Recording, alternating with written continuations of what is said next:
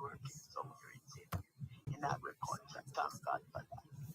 Nobody gives me anything, and I don't like the handout. I have wealth. You get what I mean? Right now, we have 200 coconut to me to read in Clarendon.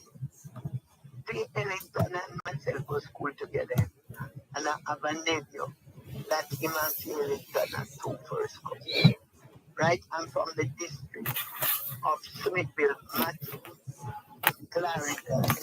That's where I was born, and that's where my two sons were born and grew up. You get it? But I need help. I'm not depending on no politics now because I've been there myself and I chose it. You get what I mean? I need to have a therapy. You know? I need to have a lot of love within the people. I'm Jamaica. Me is supposed to be because I remember both sides of the story.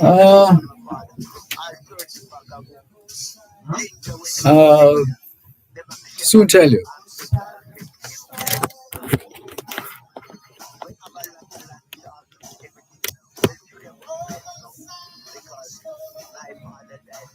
Sides of the story. When I'm the eldest brother, I didn't hear last year. It was around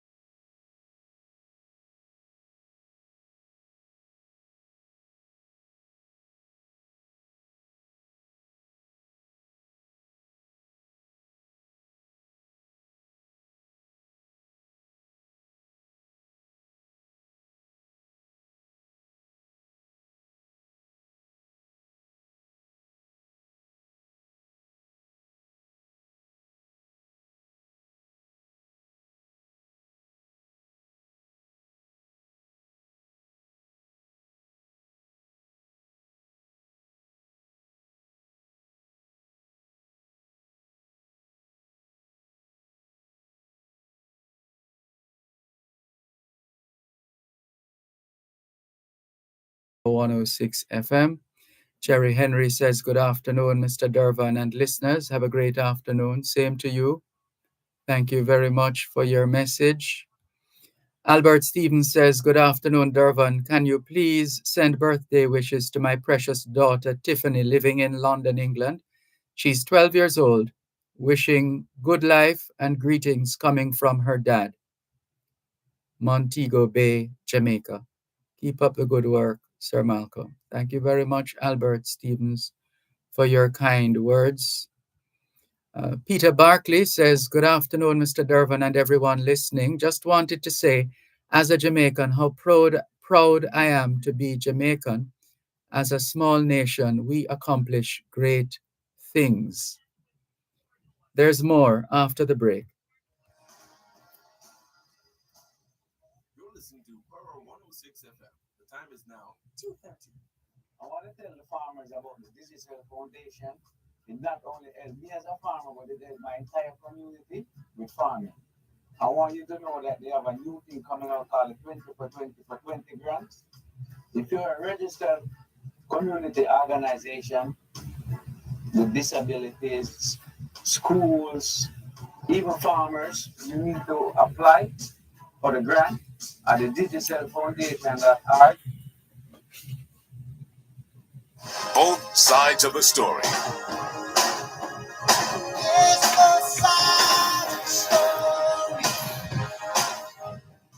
Thanks a lot for staying with us here on your program, Both Sides of the Story, Power 106 FM. Franklin McDonald has been listening in. He says, you could inform your interested listeners that there were Wars 1 and 2 material are very widely available via Google. Why simply putting in their question a great deal of documentation based on the military records of all the parties will tumble out, encourage them. They may they may find a lot of their relatives' names. All right. Yeah, that wouldn't be strange at all.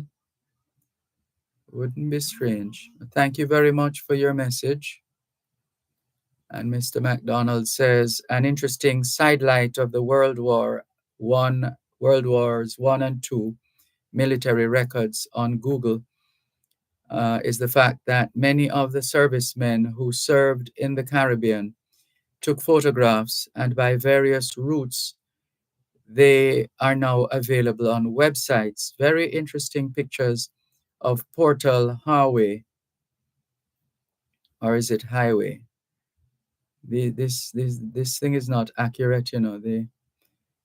The mechanism that is used to put together the wording of messages.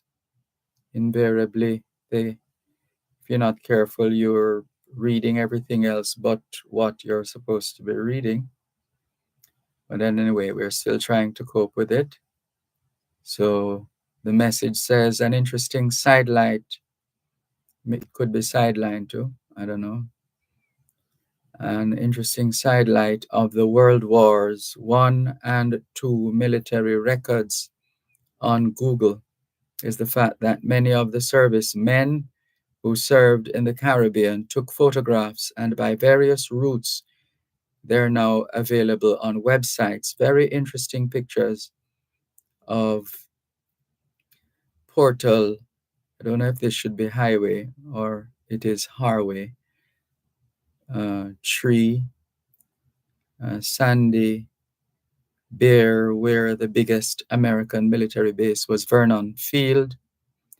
Is it Vernon? It's not Vernon, it's Vernum Field. And you have Brocco here. I'm not sure which Brocco is that, or is it Braco? It appears that few Jamaicans are aware that they can access these photographs by simply, and something else is missing. Guess we'll have to wait for that. In the meantime, let's continue with more on your program, Both Sides of the Story, Power 106 FM, still streaming live on the Gleaners website, go-jamaica.com. Taking your calls on 876-922-4112 876-922-4112. This is Miss Hermin, otherwise known as June, and she is in Oslo, Norway. Greetings to you, Miss Hermin. How are How you? are you doing? I am fine, thanks. How about you? I'm okay. Me just a yell you. And we always appreciate the hail. Thank you very much. Thanks a Yeah, lot. because we did hear you talk about up there and Port Antonio and Carter Park and all these things. These men bring back so much memories to me. One of my daughter got Carter Park School, Brownbrook School. We don't know it today, but that's where we are coming from.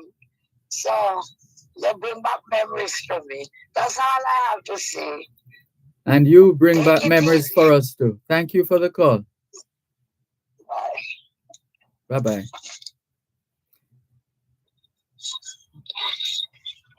This is your program, Both Sides of the Story, Power 106 FM, still streaming live on the Gleaners website, go-jamaica.com. And please keep those calls coming. 876-922-4112 876-922-4112.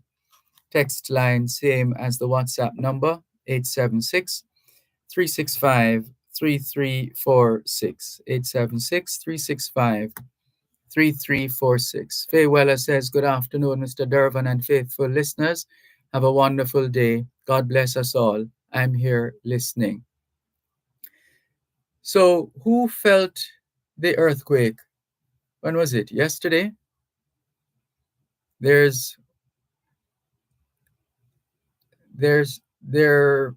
that's the word going around, that there was a quake yesterday. Now, I have to tell you that there was one stage just after 3 o'clock where I sort of hauled myself just like this, a little closer to the table here in studio, and it felt a little wobbly. So I thought, at that time I was thinking, well, just the chair.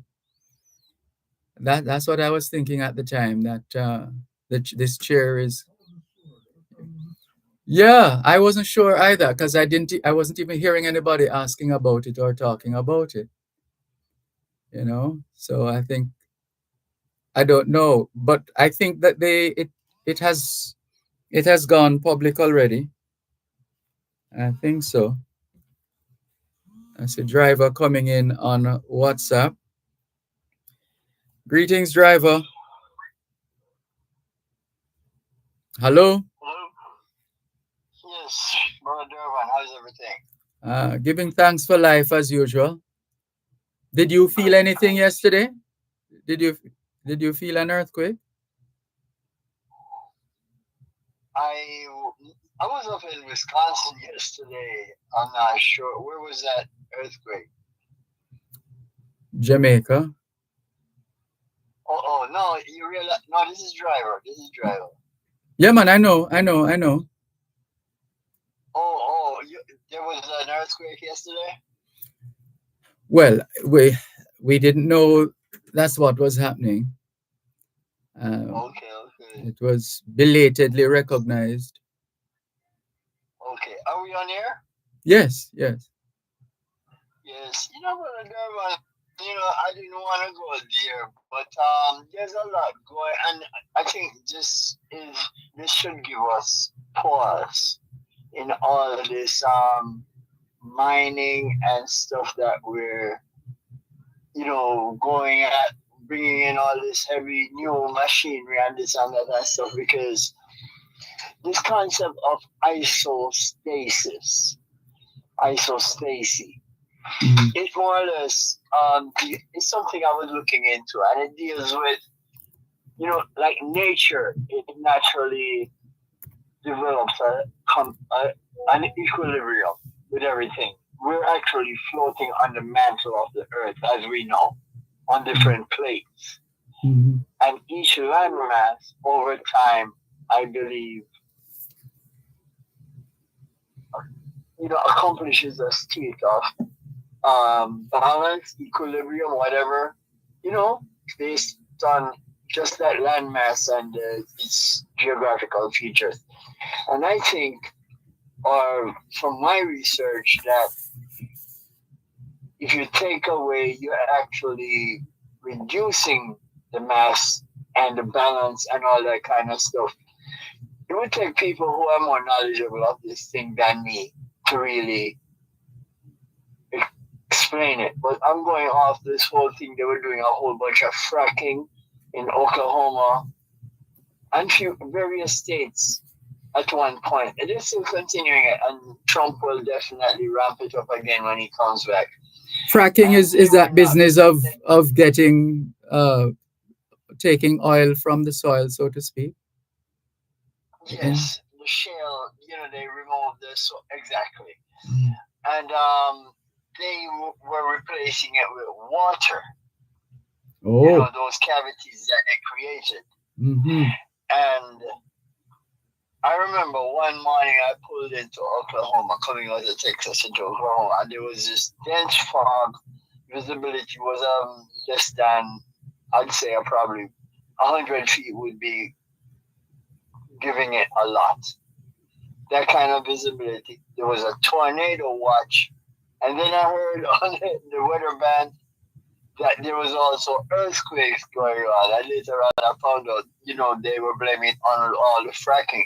But I said that to more or less go back to what we were saying about, it's not just simply extracting from Mother Earth. There are consequences for everything. True. That is my opinion. And we need to research this thing a lot more. The seismic activity, the increase in such in our region, and with climate change and all kinds of things going on, we need to do a lot. What do you call it? Introspection analysis. A cost benefit analysis. Mm-hmm. Hello. You're listening to Both Sides of the Story, Poro 106 FM. Yes, driver, lost you for a moment. Cost-benefit analysis, I think you were saying. Sorry, go ahead. Yeah, we need to do that in a lot of things that we're doing. But I see in many developing nations, our governments are not sensitive to such things. And in the interest of inviting foreign investment capital, we forego these things a lot of times and just look at how much money we will make from it. Mm-hmm. But we have to start thinking about long-term effects of all these things upon our... Yeah, otherwise we won't have anything to enjoy. Nature would not be at her best, so to speak. And forget, we have to think long, what about generations that are coming after us, Mm-hmm. And I don't see a lot of that happening. There's green hydrogen, I think, in which one of those African countries that they're just mining, and And if you realize it, a lot of time the government doesn't even make sure they have proper protective equipment and stuff like that, which if they were in like America and places like that, they would have to supply. There are occupational and safety hazard regulations that they must adhere to, but in our countries, they don't. They just have these people come in and they know because, hey, the government going to just give them the keys to the city. Mind you, they argue that that the production of green hydrogen causes significantly lower greenhouse gas emissions than the production of gray matter. Indeed, but the mining, and I was listening to a BBC one night, and the effects upon the people who do the actual mining and the waste that is created, the disposal of it, they're not according to the standards that they should be adhering to. And the governments do not see to it that these standards are, because that is just additional costs on the investors a lot of times, and that's overlooked. And it obviously doesn't suit them to pay too much attention to that. Yeah, and we can speak to those holes that have been dug by the aluminum companies and left and been promised to be restored. And, we can just use those as examples. But, that's more or less one aspect of it. But all these earthquakes and stuff, I just think we need to look into what we're doing to the landmass that is Jamaica. Mm-hmm. Yeah. To understand what is really going on. And we have people up at UE and stuff like that. The seismologist, the head of that department comes on the station every now and again. I didn't ask. Have they confirmed that was in fact an earthquake a couple days ago? Sorry, hold on. Hold on, please. Yes, sir. Listen to Power 106 FM. The time is now 2:45. The Auto World. It's the only program on Jamaican radio dedicated to the world of automobile. It's the Auto World with Shelly and McLagan. Get news and reviews relating to vehicles and automotive technology. Learn the ins and outs of mechanical operation. Find out about the various stakeholders in the local and automotive sectors. From auto finance to road safety to motorcycles, the Auto World is your one-stop shop for everything auto. That's the Auto World with Shelly. Weekdays at 5:15 p.m. on Power 106 FM and the Power 106 FM app.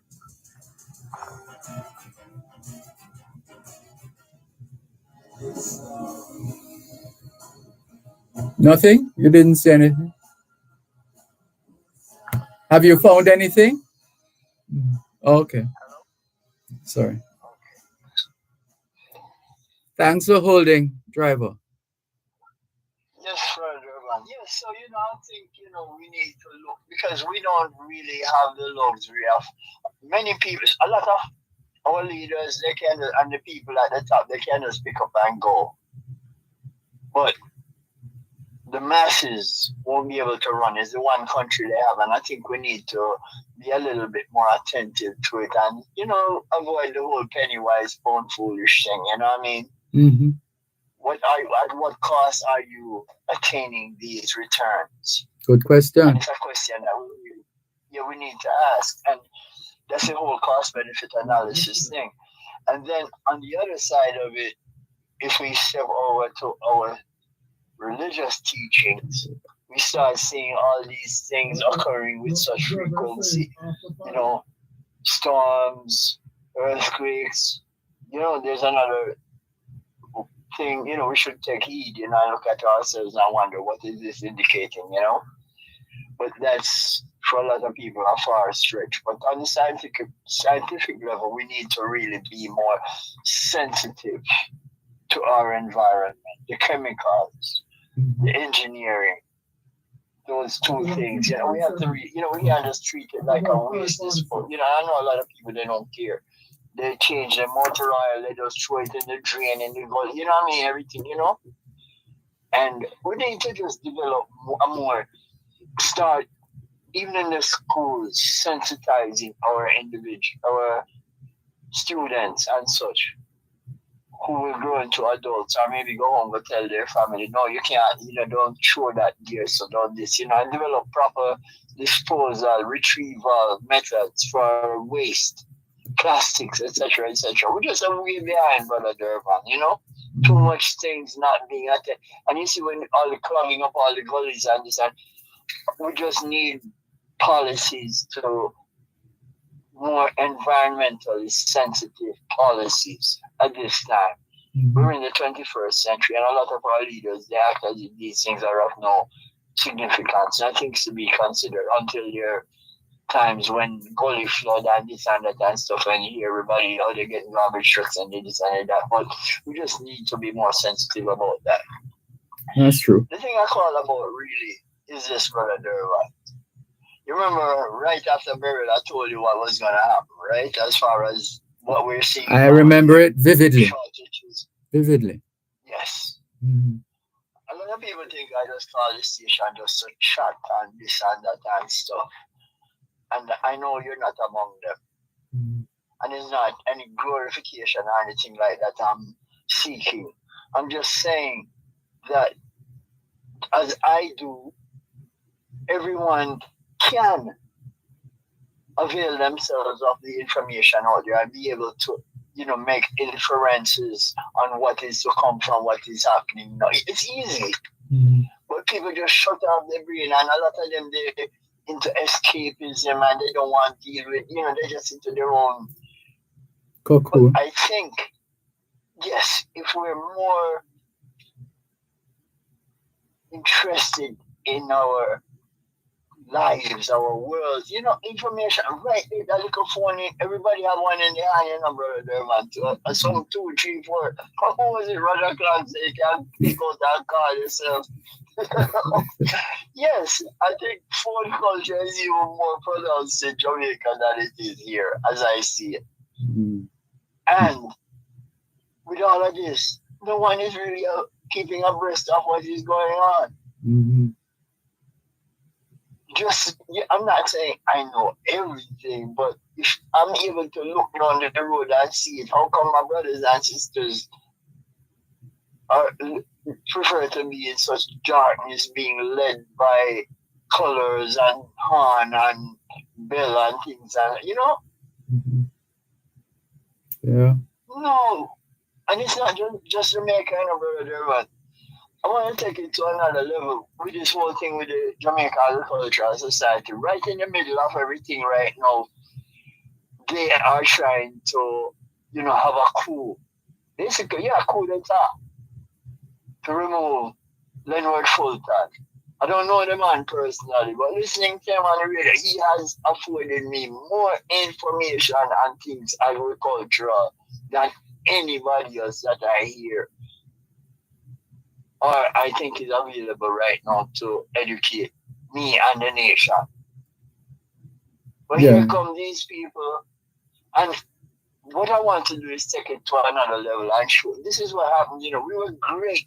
Everybody knows the African nations, even the daughters, European princesses.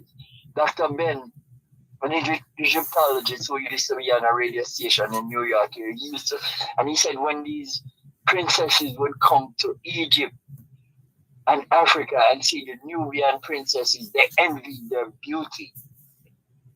It is written. This is our history. And you see how the whole thing turned backward. Now we have bleach out and you understand what they spoke of their lips, their full lips, and what we consider ugly. Your lip big, your nose big, this and that. They consider beauty because they were just beholding the settlement for the first time. We were great. All the philosophers, the Greeks, all of these people before they went to Timbuktu and such universities to learn. It is documented. A history that is, being slowly taken away from us and all we have done.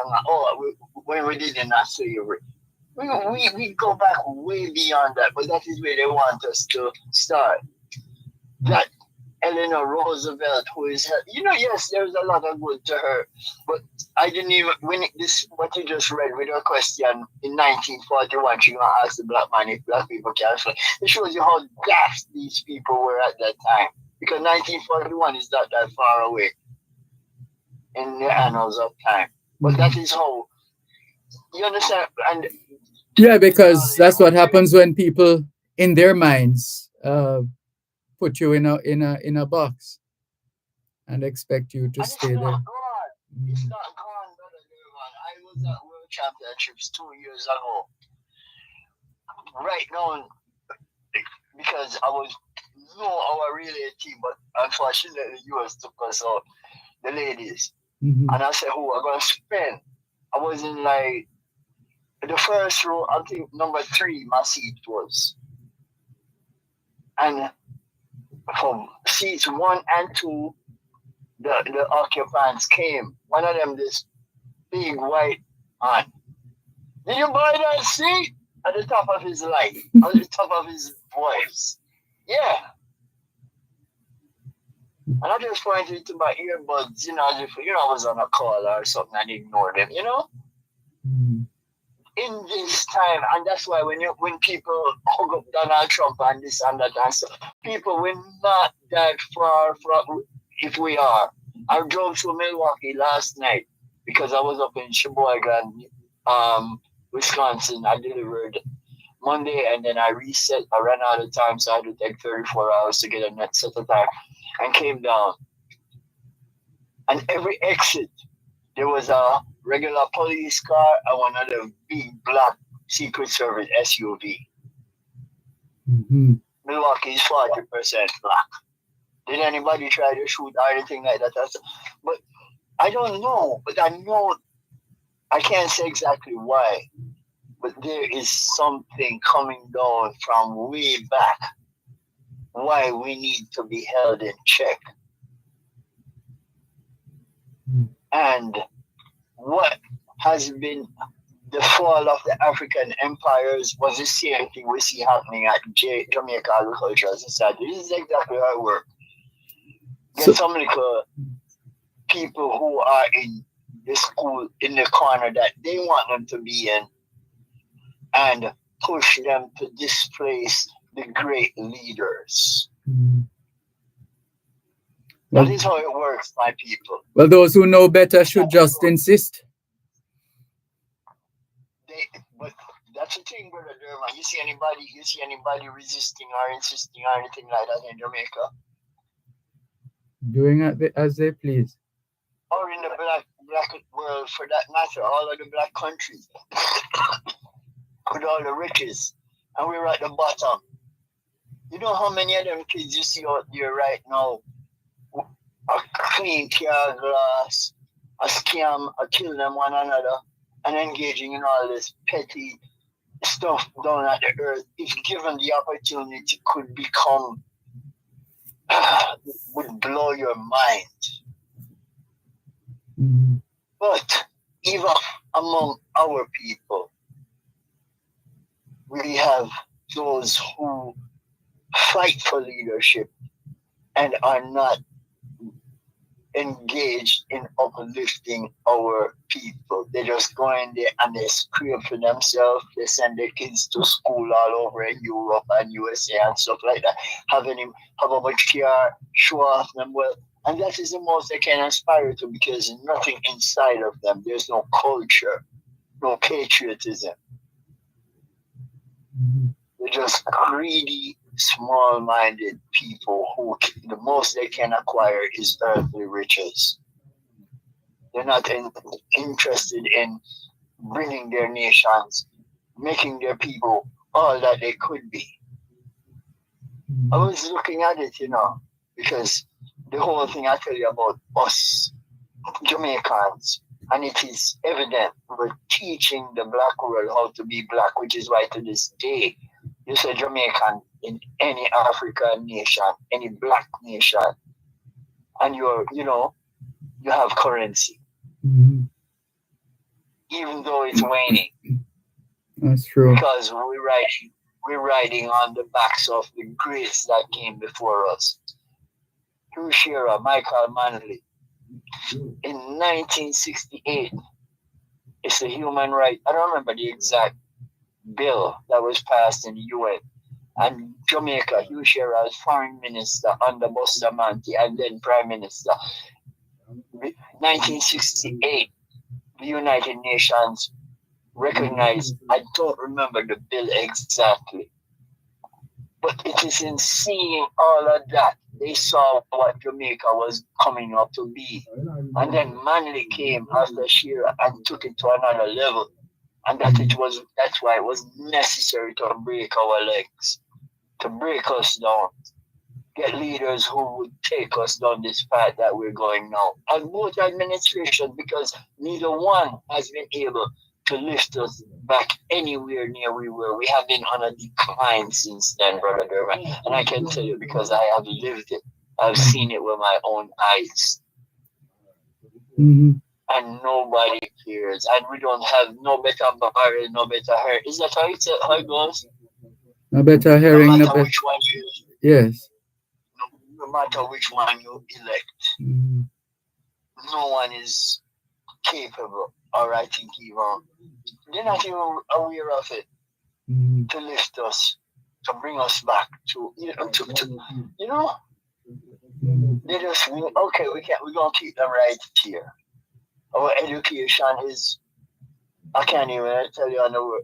I can't find any nice word. Nothing compared to what I had as a child. And I'm sure in your time you can look back as a younger man still and see the change that has occurred, the decline. Mhm.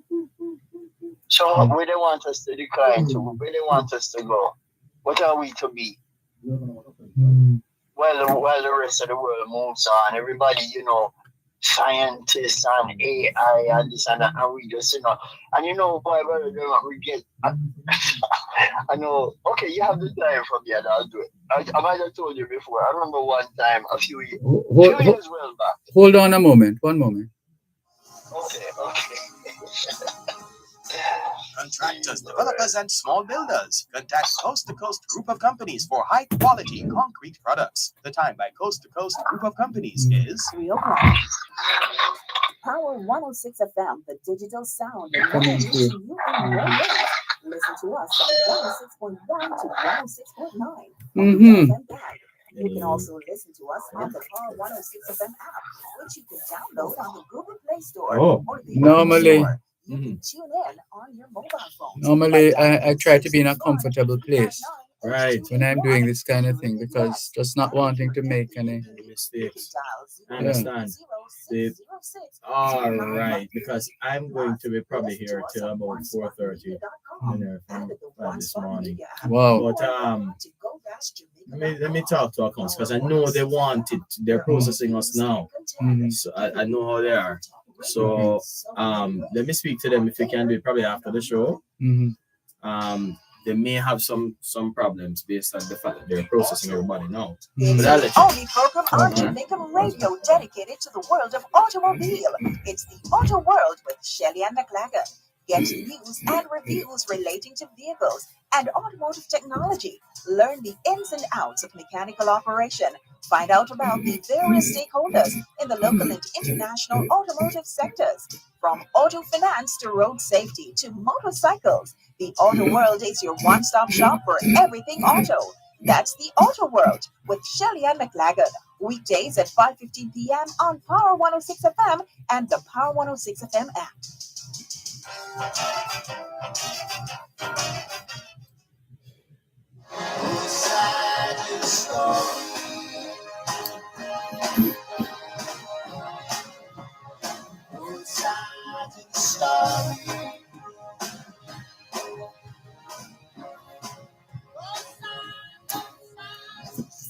Thanks for holding, driver. Back with you. Yes, I indicated, a few years ago. I remember, a friend of mine, he lived on top of this little store on Bronxwood Avenue in New York. And, they were between Latin and Caribbean as far as they try to sell a little everything in here. So we went in there and I asked the guy, we were buying phone cards. So I said to the guy, yeah, Western Union. So he looked, he said, no, but same time, this lady, she was there, with her finger knocking. They had some little pumpkins and she there knocking her, and she had her handbag. You can't, you don't have to ask, is that in English? So she turned over right away and said, you send anybody to Jamaica? I was like, yeah. She said, no, don't do that. You'll alter their destiny. So she, so I said to her, Mom, Mom. And my friend said, that's why I'm new man, let's new man. You know what I mean? So when you ask, you said, buddy, she said, no, don't. You'll alter their destiny. But, Brother Dervan, I laugh because I look at it and I have come to the conclusion that, you see, not just Jamaica, African countries, black leadership. I don't know about Barbados because they're the outlier and they're the one that give me hope. And And it's all based on them having that high level of education, which is what we need to invest in. But we become too accustomed. Everything, we don't want to move unless we get aid. Prime Minister come on the other day giving out numbers just to send donation and this and that and stuff. And great, you know what I mean? Hey, I heard, you know, you were Power 106 year old, what you're helping out on St. Elizabeth, but we're too dependent, Brother Dervan. That dependency thing, Mm-hmm. and I think, and as the lady said, it has, you know, altered our destiny.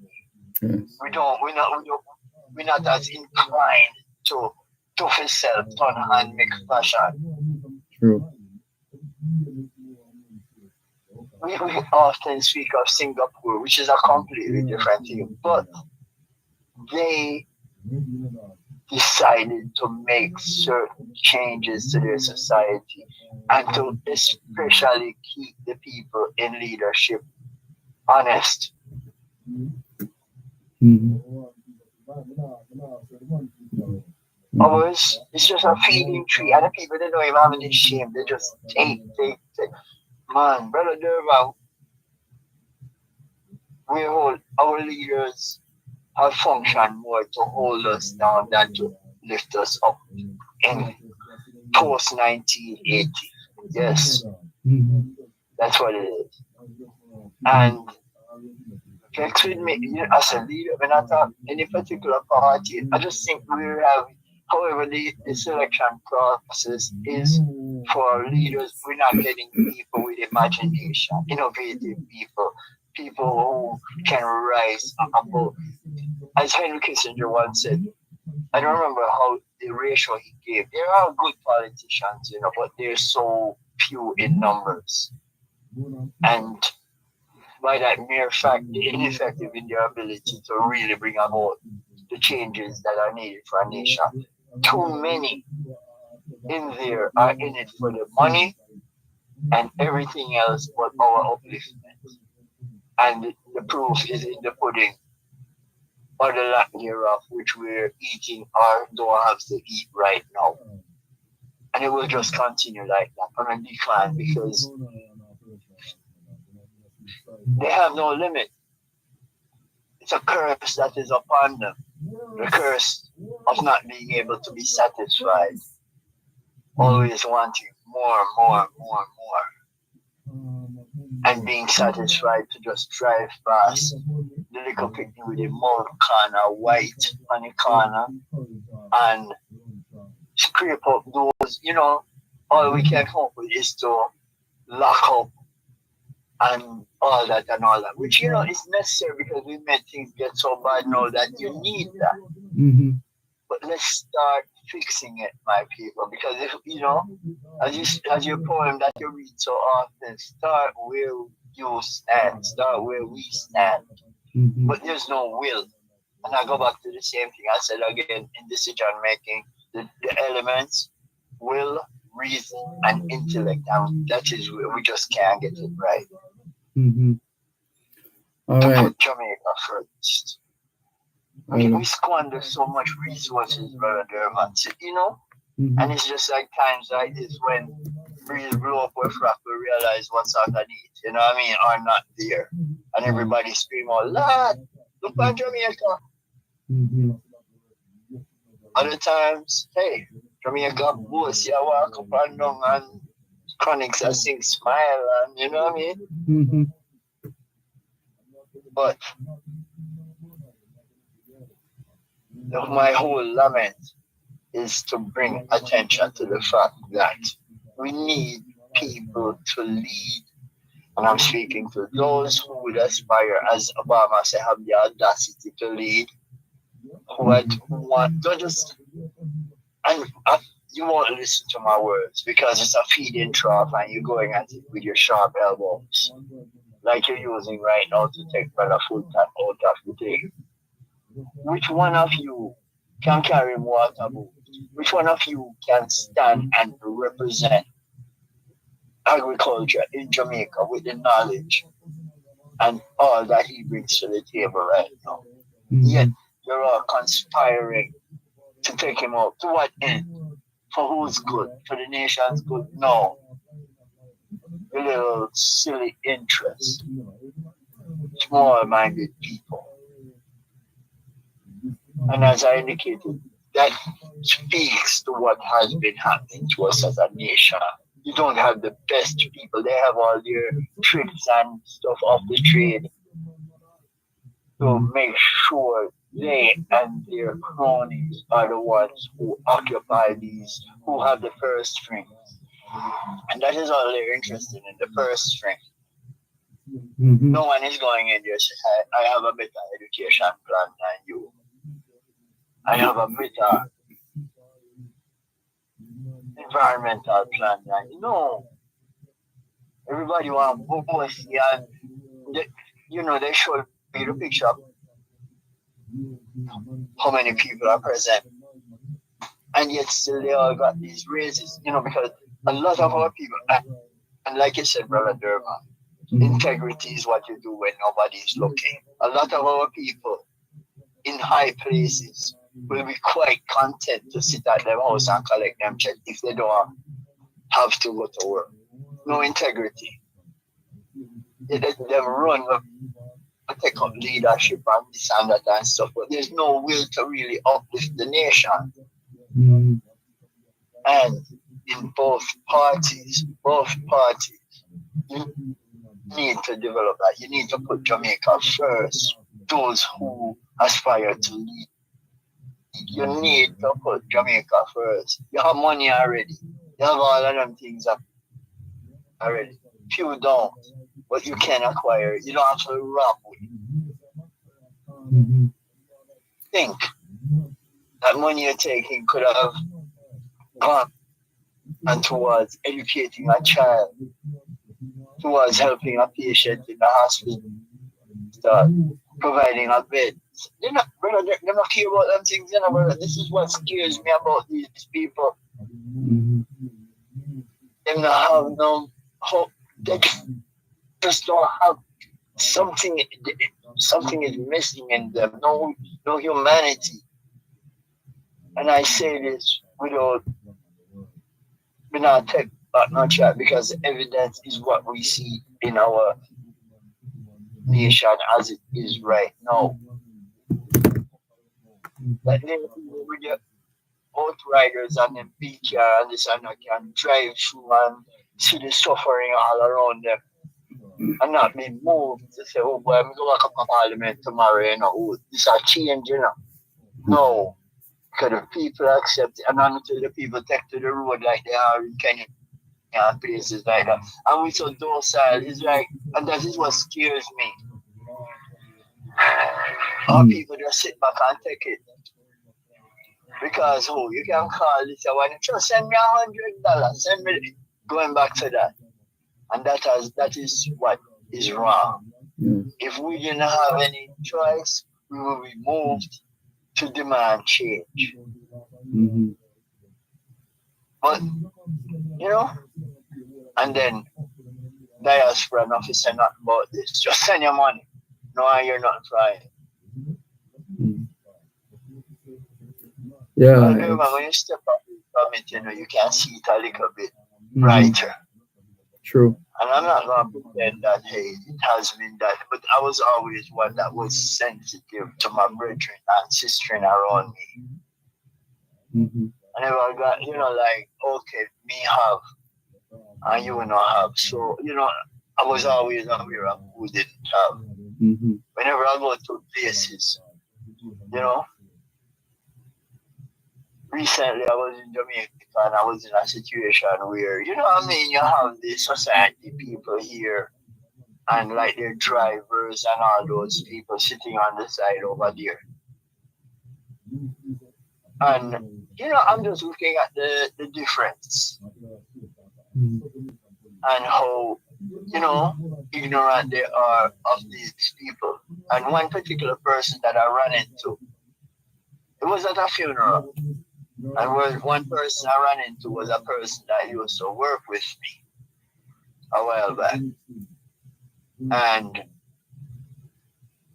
when I was traveling and my last daughter and her mom were there, he used to take care of the property for me. And she always said, never forget him. And I saw him at the funeral, and I was traveling by myself. I said, come with me, man. And even he was reluctant. He said, man, come in at the car. And we went over there, and he was there, and, say, hey, you and your friend, them, some romance, so whatever you want, and stuff like that. Not saying that but, and their reaction to it was like, like some old time thing. No, man. And we were there till it get dark and everything. And then my friend said, one thing with that, the brother, him not left you, Mm-hmm. Because when everybody left, he was still, Yes. But I would line up with him much quicker than, I'm a brethren, I'm a minister for a long time, but I know where his heart is as far as I'm concerned. Mm-hmm. And too often, man, we get into this class thing, We're and gonna have to leave it it's here like for the time being. some of us thrive on it, brother Dervan. And I'm just saying, leaders, be mind, come on, lift up Jamaica. It can't be just about you and your enrichment. Stop it, please. We're dying, we're suffering. Thank you for giving me the time, brother Dervan. Sure. Love you all. Thanks for calling. At All the home and best. abroad. Bless. Take care. Okay. Bye-bye.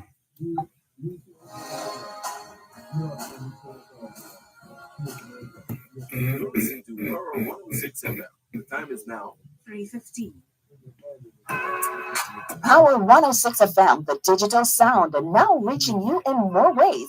Listen to us on 106.1 to 106.9 on the FM band. You can also listen to us on the Power 106 FM app, which you can download on the Google Play Store or the Apple Store. You can tune in on your mobile phones by dialing 631-359-8281 if you're in the US. And if you're in the UK, you can dial 0330-606-0953. Plus, listen to us on onespotmedia.com and the One Spot Media app, or log on to go-jamaica.com. Power 106 FM, where all views can contend, giving you powerful talk radio in so many ways, on air and online.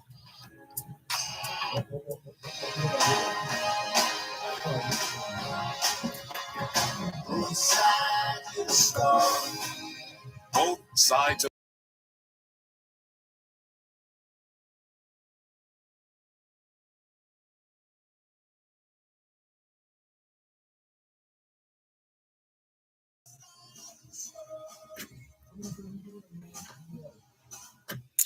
Thanks a lot for staying with us here on your program, Both Sides of the Story, Power 106 FM.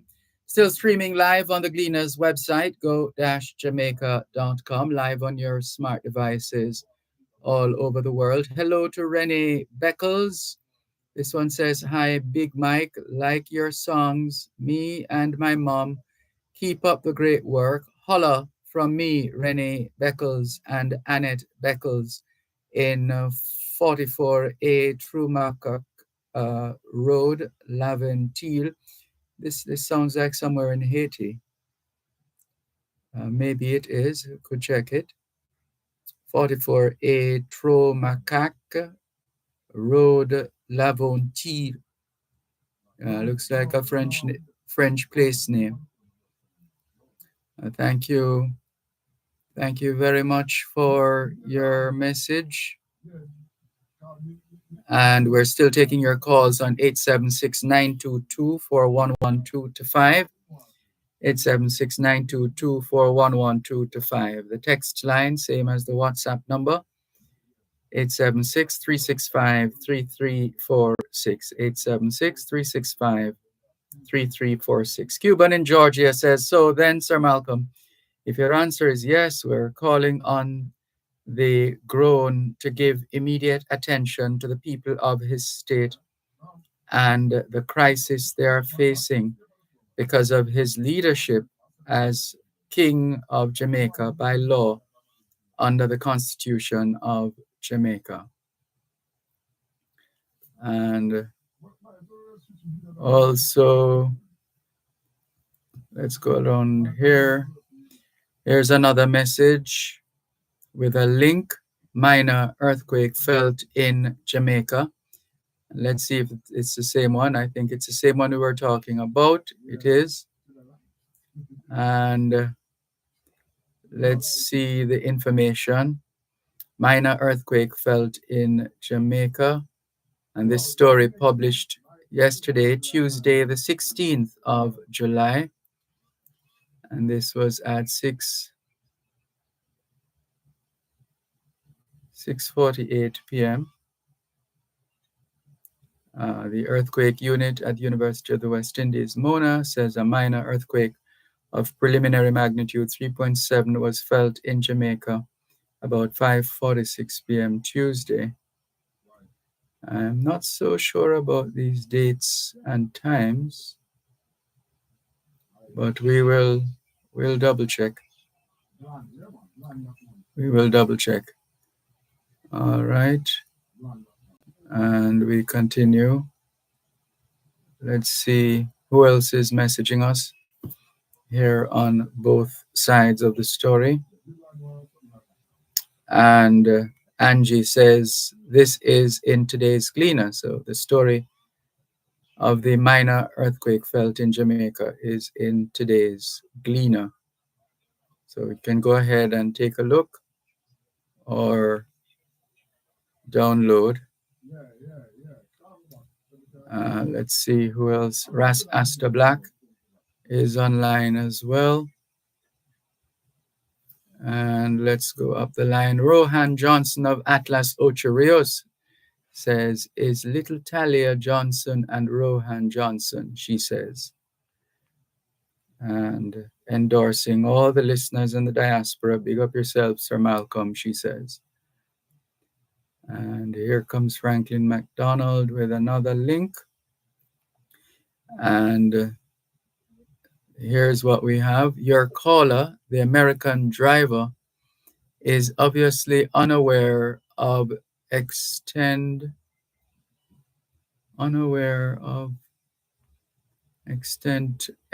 to which environmental literacy is now a composer part of the 11 plus exams across the Caribbean and including Jamaica. He should speak to some of the people setting on marking those exams. Once again, you do not seek to find out what is in the curriculum before making comments, which I will meaning but not well grounded in the current states of knowledge and practice.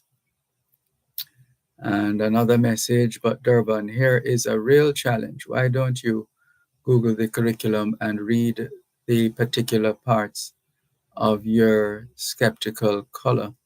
All of the curricula since 1980s have been put on the line and available.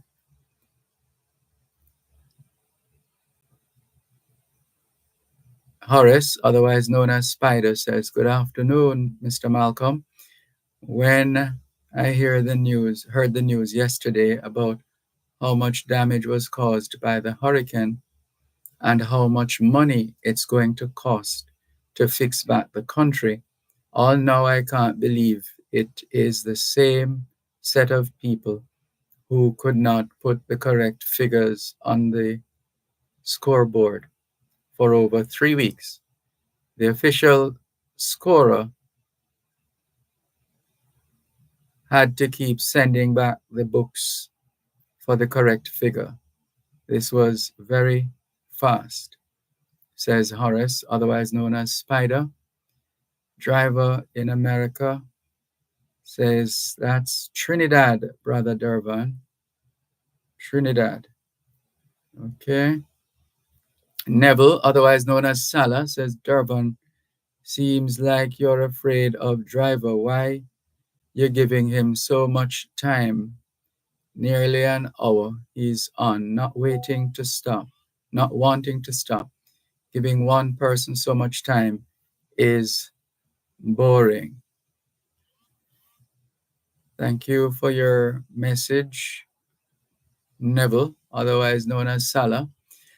Miss Dell says, good evening, Mr. Dervan. Why is this driver taking such liberty of us Jamaicans just because him find favor in America?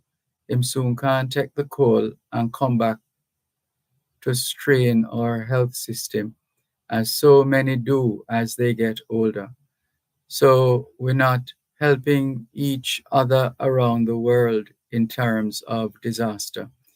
We are not beggars. We are making strides. What is wrong with stretching a helping hand? Asks Miss Dell Mignot. And there's more. Keep them coming. This one says, Sir Dervan, I think, oh, you mean Asta Black, Ras Asta Black. So you're saying you thought, where's the rest of your message?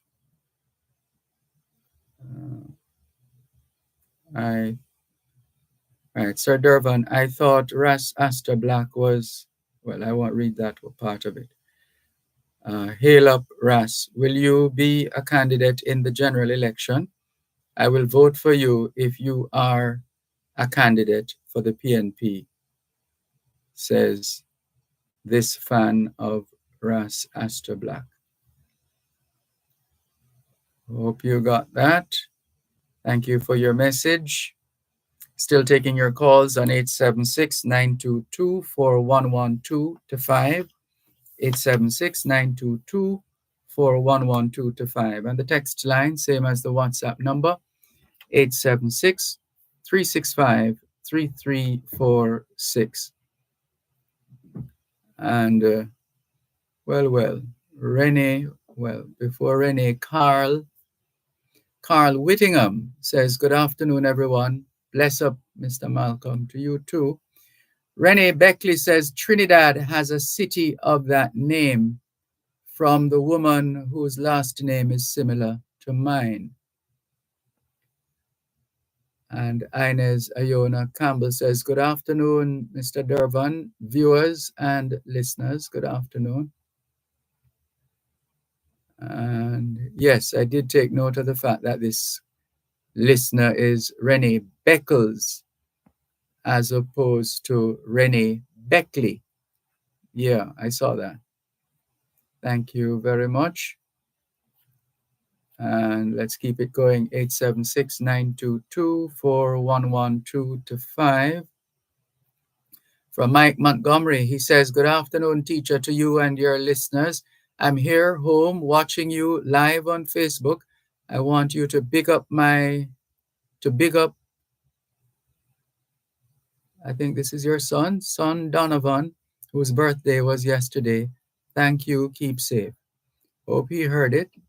Thank you very much. And all the very best. And this one, good afternoon, Mr. Dervan and everyone listening. Just wanted to say, as a Jamaican, how proud I am to be a Jamaican. As a small nation, we accomplish great things, says Peter Barkley. Norman Hines says, good afternoon, Sir Dervan, Malcolm, and listeners. Good afternoon, Norman Hines. Thank you very much for your message. You too, Valerie Weller-Peck. Thank you as well. And all the others who are still chiming in. Driver in America says, evidence of the environmental education curriculum needs to be manifested on the ground and not remain in academia. Following up on that discussion. And thank you for the message, driver. And keep the information coming in. Keep those messages coming in. 876-922-4112-5. Text line 876-365-3346.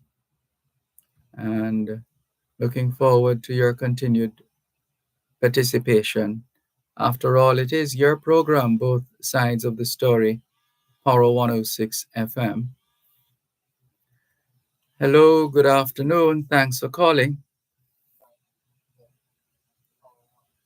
Hello, pay attention. Faites attention, s'il vous plaît.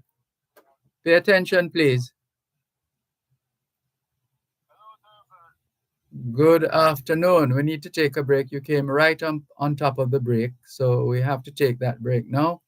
We'll take the break and come back and hear your side of the story in just a moment. Both sides of the story. Oh, yeah.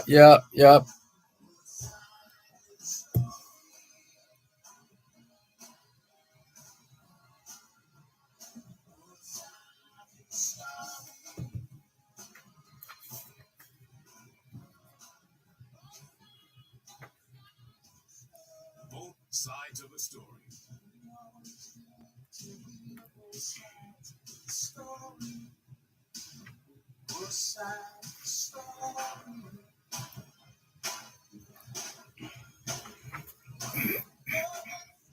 Help us protect Jamaica's borders. Tell us about any illegal guns coming through customs controlled areas. Call Crime Stop at 311. The time by the Jamaica Customs Agency is 3:13. This is Crime Stop. How may I help? You know them there some illegal gun, but me not want them to say I'm illegal. Don't worry, sir. Crime Stop is privately funded and run by the PSOJ. Everything reported here is anonymous. It's just like you're invisible. What about the reward? We provide cash rewards for information that leads to an arrest or recovery. We'll stash the cash wherever you like, so nobody will ever find out. All right, let me tell you. Make the call. Crime Stop 311. Solving crime pays. both sides of the story.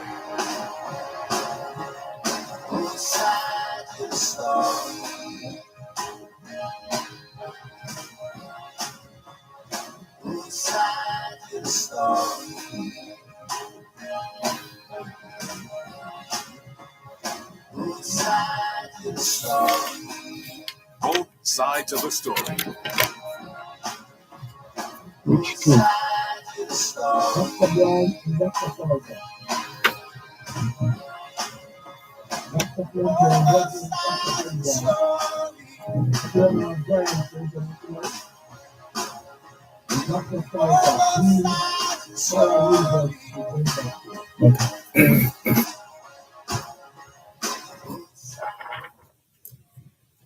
Thanks a lot. Apologies to the caller who came in just on the break, because we do have a scheduled interview coming up in just a moment. So sorry about that. If you can hold on, please. If not, then we'll do our best to call you back or have you call back, whichever. Sorry about that. Okay. I'll try and call back. Okay. Thank you. Thank you for your understanding. Okay. Let's continue with more on your program, Both Sides of the Story, Power 106 FM. And it's that time of year again for us to get an update on the work of the latest medical mission of Zion Care International in Jamaica. And we are delighted to have joining us on the line the chairman of Zion Care International, Reverend Dr. Craig Brown, and the Dean of Howard University Dental School, Dr. Reginald Salter. Good afternoon to you, gentlemen. How are you? Good afternoon. Good afternoon to your listeners. Wonderful. Thank you very much for joining us on both sides of the story here on Power 106 FM. How did this medical mission come about in the first place, Reverend Dr. Brown? Well, this started 15 years ago. I observed the disparity in the healthcare system, not only in Jamaica, but in other countries that we have served, such as Honduras, the Dominican Republic, and I became very concerned about it, and I reached out to a few friends of mine, and we started Mission to Jamaica. Of course, as you know, I'm Jamaican, and charity begins at home. So the first mission was started here 15 years ago, and since then we have collaborated with many institutions here, including the Kingston Public Hospitals, the Sir John Golden Rehabilitation Center. I see. And for you, Dr. Salter, is your involvement purely dental, or there are other elements to the work and the service that you give? Yes, sir. So I am from the dental school at Howard, and I supervise. We bring with us, this year we have about 28 dental students who are with us. So I do supervise those students during their clinical procedure and able to help Dr. Brown with some of the administrative aspects of getting the students here to the eye. Mm-hmm. And for how long have you been doing this so far? Did you say 15? Is it 15 years? For myself? No, I was just trying to remember for what period of time you've been doing this initiative. Okay, so for me, I have been coming to Jamaica with various organizations now for 10 years. But I was fortunate enough to meet Dr. Brown last year, and he invited me to come along with Buying Care International, and I think it has been a great fit. So this is my second year with him, and hopefully we can continue that relationship. Can you give us a bit of background in terms of how you're able to do this kind of work and sustain it and effectively assist the needy? Yeah, so Dr. Brown has been really great with identifying communities that are in great need, and has been very gracious with providing us with all of the supplies that we need, but we could always use more. So for us, coming from the States at the university, students' funds are limited, so we rely heavily on the institution to support us, as well as our alumni are very supportive. Howard has a very rich tradition of Caribbean students attending the university, and they're always very supportive of the idea that we are coming to provide service. We have had in the past had alumni who are here practicing in Jamaica who will join us, but they've been very supportive of the students, both emotionally as well as financially, to come to this mission. Mm-hmm. And what else can you tell us about the organization itself, Zion Care International? I'm sure you could perhaps put a little more meat on the bone, so to speak. I'll tell you, for us, it's been amazing. When I first came, I thought it would only be dental, but just to see the wide web that has been cast by Science Care in terms of nurses and physicians, orthopedic surgery, just a wide range of care that patients are able to receive beyond dental that we are able to provide. It gives you hope for the future for all patients in all areas of their health care. And I'm sure Dr. Brown will share more about his vision for the organization, but just being able to watch what this organization can do and how people's lives are changed, it's been a real blessing for me, and I'm sure that it's a great blessing for those who receive those services. And for you, Reverend Dr. Brown, there's a former Jamaican Prime Minister who once said, "It takes cash to care." Where do you get the cash to care? Well, first, as a man of faith, I've always put my trust and my faith in God. The Bible says, if the church is of God, it will stand. And we fundraise, and no matter how far the shortcomings are, God has always provided. And He always provides more than we need. We do some small fundraising here in Jamaica, but the bulk of the resources will come from our office in New York. And as I said earlier, as a man of faith, I have long recognized that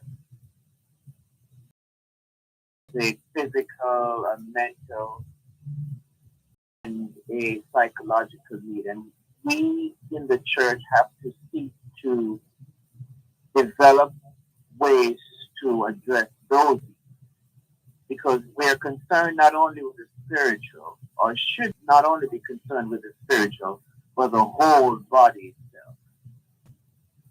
Mm-hmm. And back to you, Reverend Dr. Brown.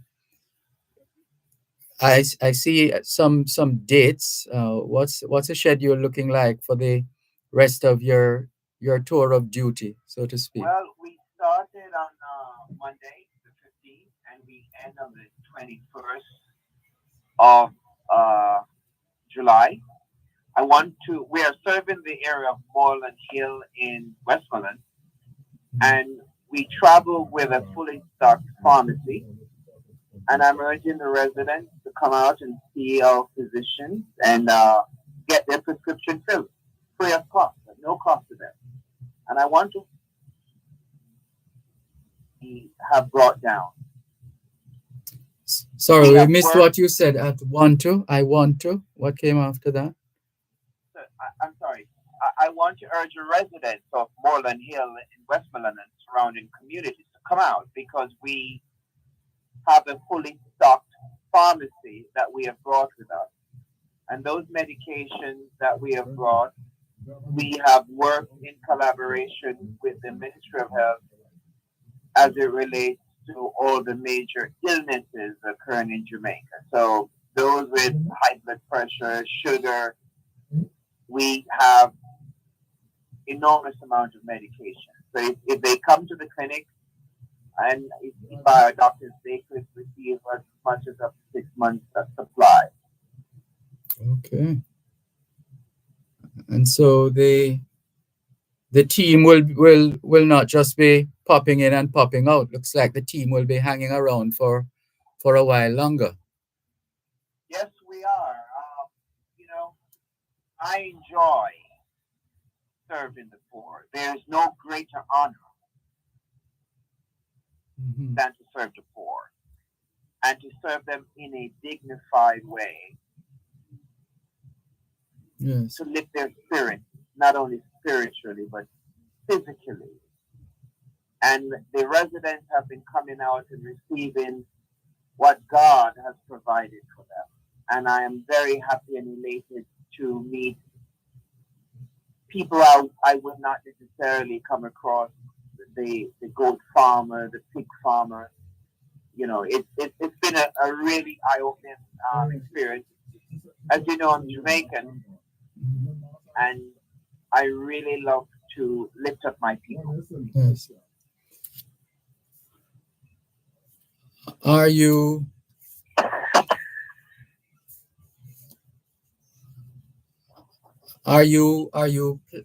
planning to do any other outreach outside of the precincts of where you're operating from now?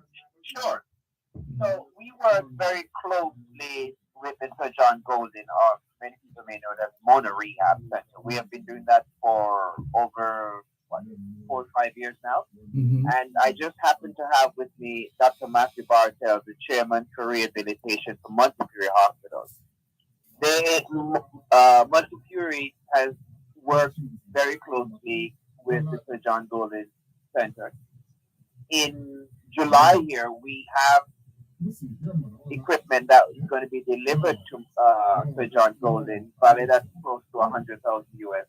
So that's one of the major projects we have. There are some smaller ones that are coming on stream, but for the time being, that's one of the major donations we're going to be making. Mm-hmm. Very good. What about particular individuals, institutions, organizations who have come on board and are working alongside your team? Well, we want to recognize the Jamaica Medical Foundation, who are our counterparts here in Jamaica. The National Health Fund and the Ministry of Health. We can't do anything here without the approval of the Ministry of Health, and they have been very helpful in many regards. And we're going to be working with them to see how we can alleviate some of the stress. One of the things I was quite surprised with is the high level of diabetes in many of the patients that we have been seeing. So within the clinic itself, they are being educated. Many of them were not aware that they were diabetic. So one of the things we have been doing in the clinic is to educate them. Okay, that is key. That can last you. That can last for a lifetime. And Absolutely. Sorry, one moment, please. You're listening to Power 106 FM. The time is now 3:45. Power 106 FM, the digital sound, now reaching you in more ways. Listen to us.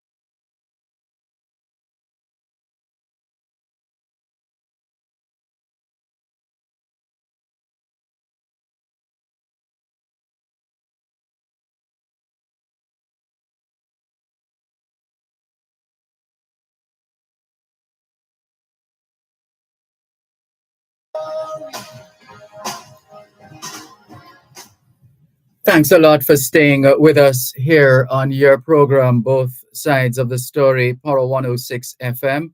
I'm Dervan Malcolm, and we're featuring the work of Zion Care International.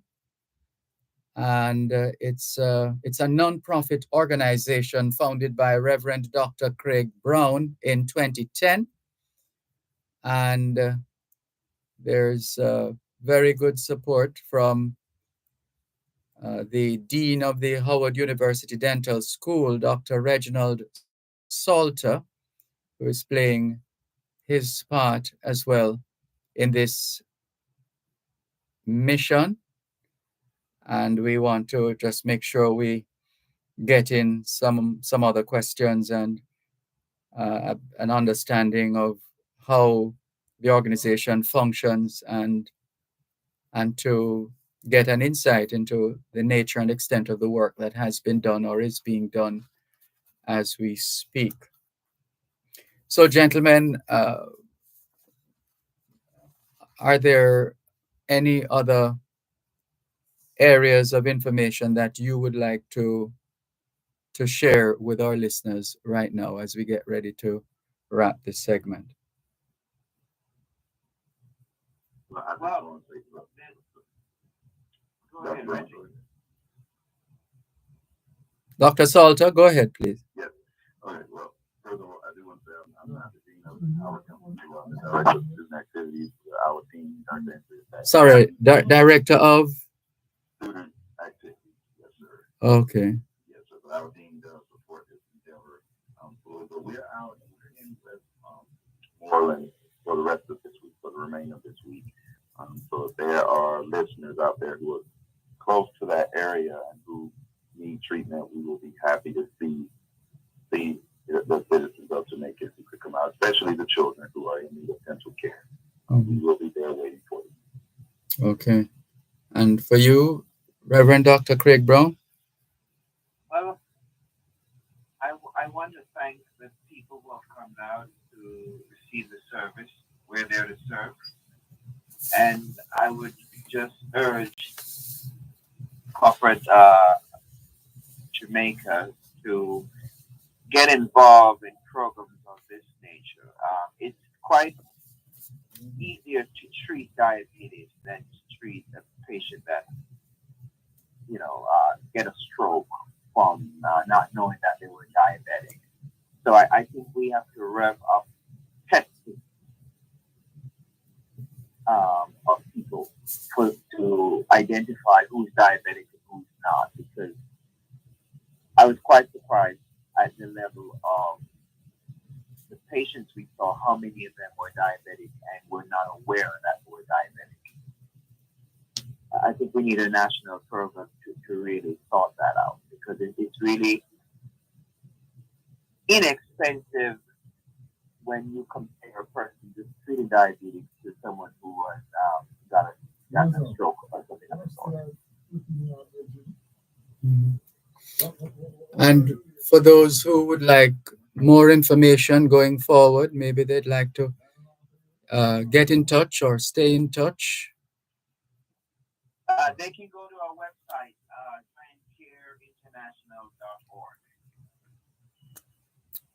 zioncareinternational.org. Okay. So that's Zion Care International.org. Mm-hmm. We hope our listeners got the message as we get ready for another of our guests. But that one is coming up a bit later on.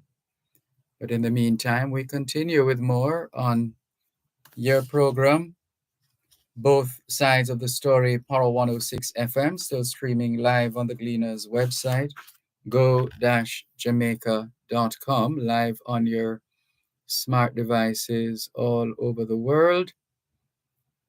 And we are going to hear from another outstanding Jamaican in the diaspora. And it's going to be a conversation with Dr. Patricia V. Smith, who is a successful Jamaican woman, businesswoman, and author whose incredible perseverance transformed her life from poverty to prosperity. She is the proud owner and leader of a thriving healthcare company in New York City. The book is entitled, listen up, it's another book of another outstanding Jamaican. I Persist is the title. I Persist, the biography of Dr. Patricia V. Smith, providing a first-hand perspective of her incredible journey from the streets of Spanish Town, Jamaica, to becoming a highly successful entrepreneur. She experienced some of the most grueling and difficult things through brought upon the life of a child. Her story highlights the value of persistence, the impact of abandonment, and the importance of willpower in the presence of continued adversity. Just imagine a child facing adversity, suffering frustration and hardship, digging deep for that spare tank of gas, exercising extraordinary courage, determination, and the will to live. That is the hallmark and tenet of the unique Finnish concept of sisu. Through perseverance and sheer determination, she escaped the horrors of the past and persisted to become the incredibly successful and powerful businesswoman she is today. This powerful story of persistence will inspire many people, especially women who have come from and experienced less opportune circumstances. Patricia's story inspires the will and hope that they too can emerge victorious. Ladies and gentlemen, boys and girls, listeners all around, please welcome Dr. Patricia V. Smith.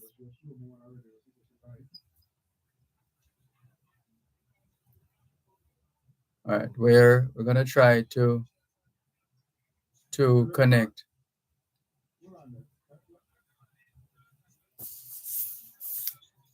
Let's just pause for a moment and come back in just a moment.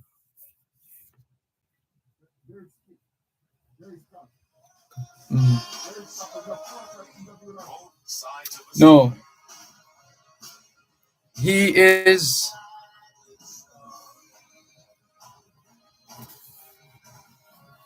That said,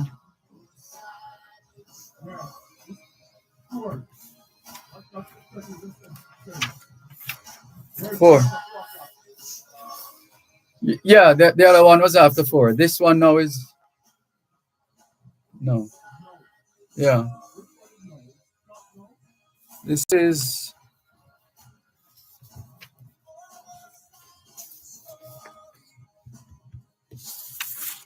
this is the last one. Hold on.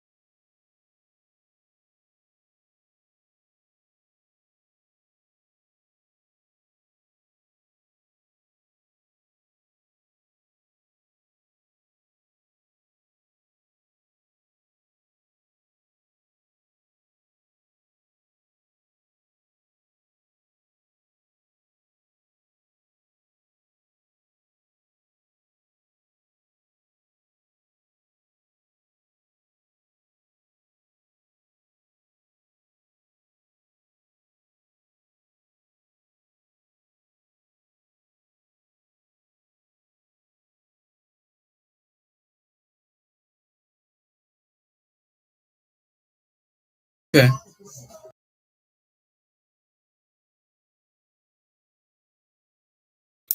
Thanks a lot for staying with us here on your program, Both Sides of the Story, Poro 106 FM, still streaming live on the Gleaners website, go-jamaica.com, live on your smart devices all over the world.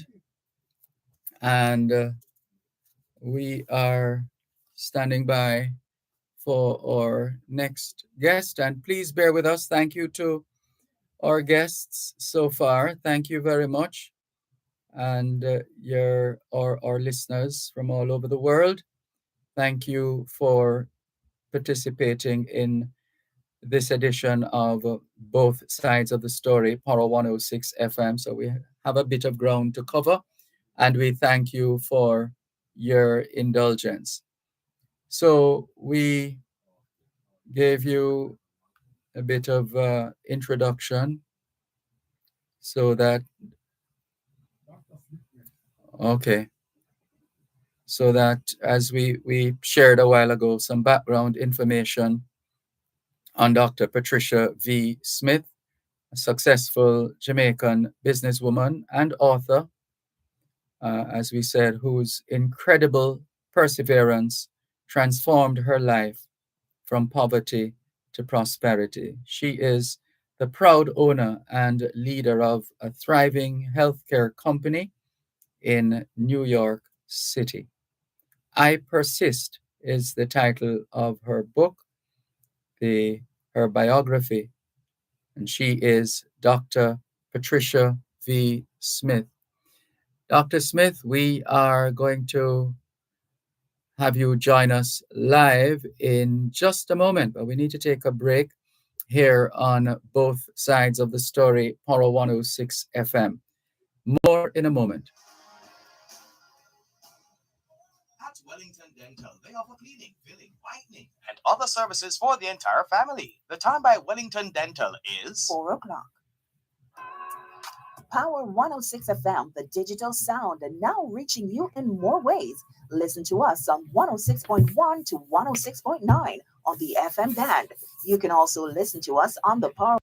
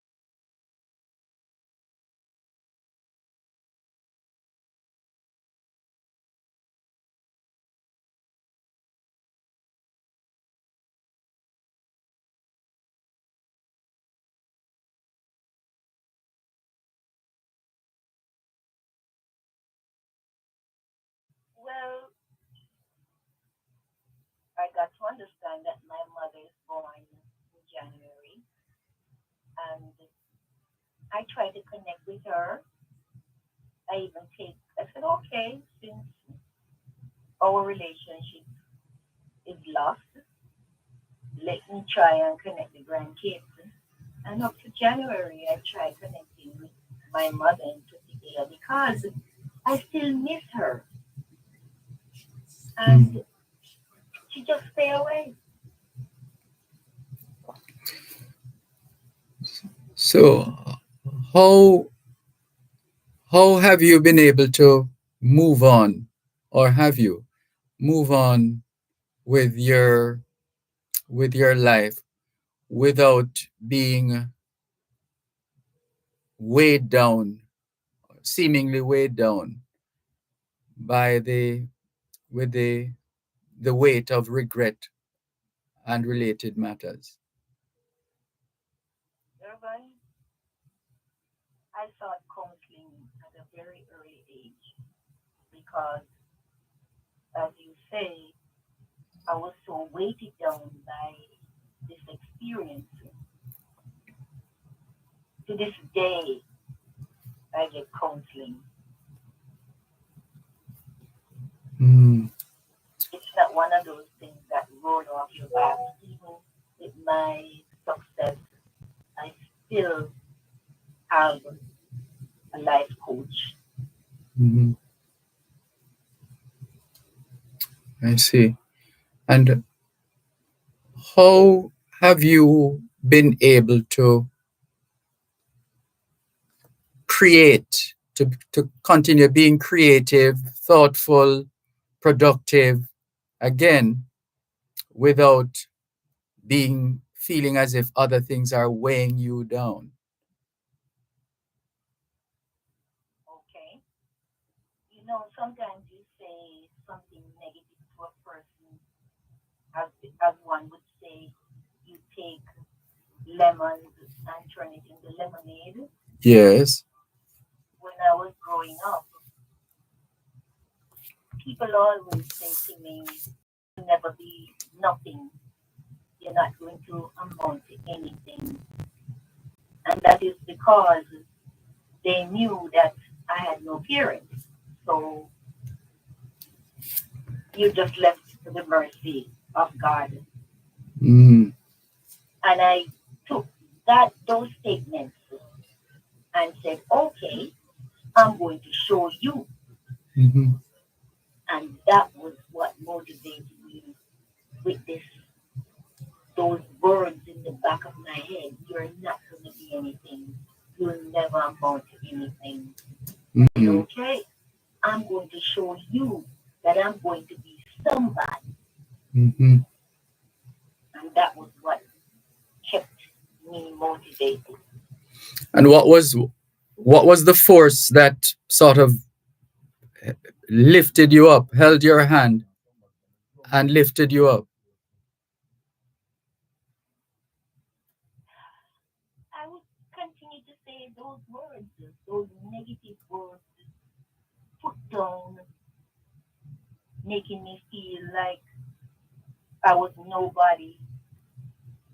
Those words kept my chin up because I did not want those words to be self-fulfilling prophecy. That's okay. They say you're not going to be anybody, and look, you're nobody. Mm-hmm. I see.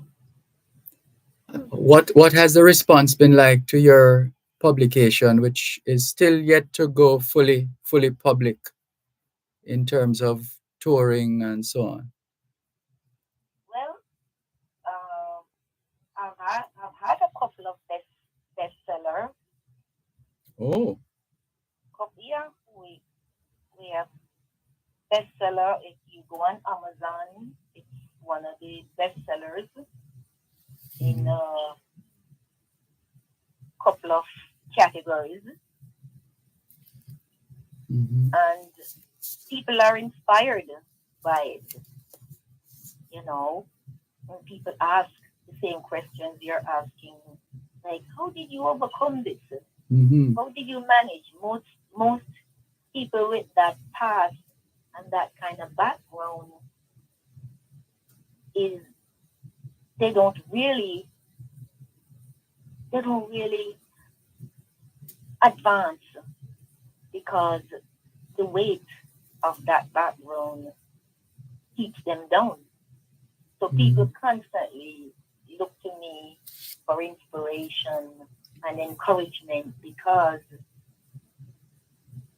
that's the script that was written for me was that I would be nobody. Mm-hmm. Well, look at you now. Look at me now. What's the mindset now? How do you sort of pop your collar, as they say, and just kill them with style and fashion or whatever? No. I'm the humblest person you could ever come across. You see me? You would not believe I have anything because I'm so humble. Mm-hmm. So that's not your style. I don't wear a lot of jewelry. I dress very simple. Mm-hmm. I observe a lot. I listen a lot. So I'm not one of those pompous person that, as they say, pop your collar and show off. No. Mm-hmm. No. Sometimes I can't even believe it's me.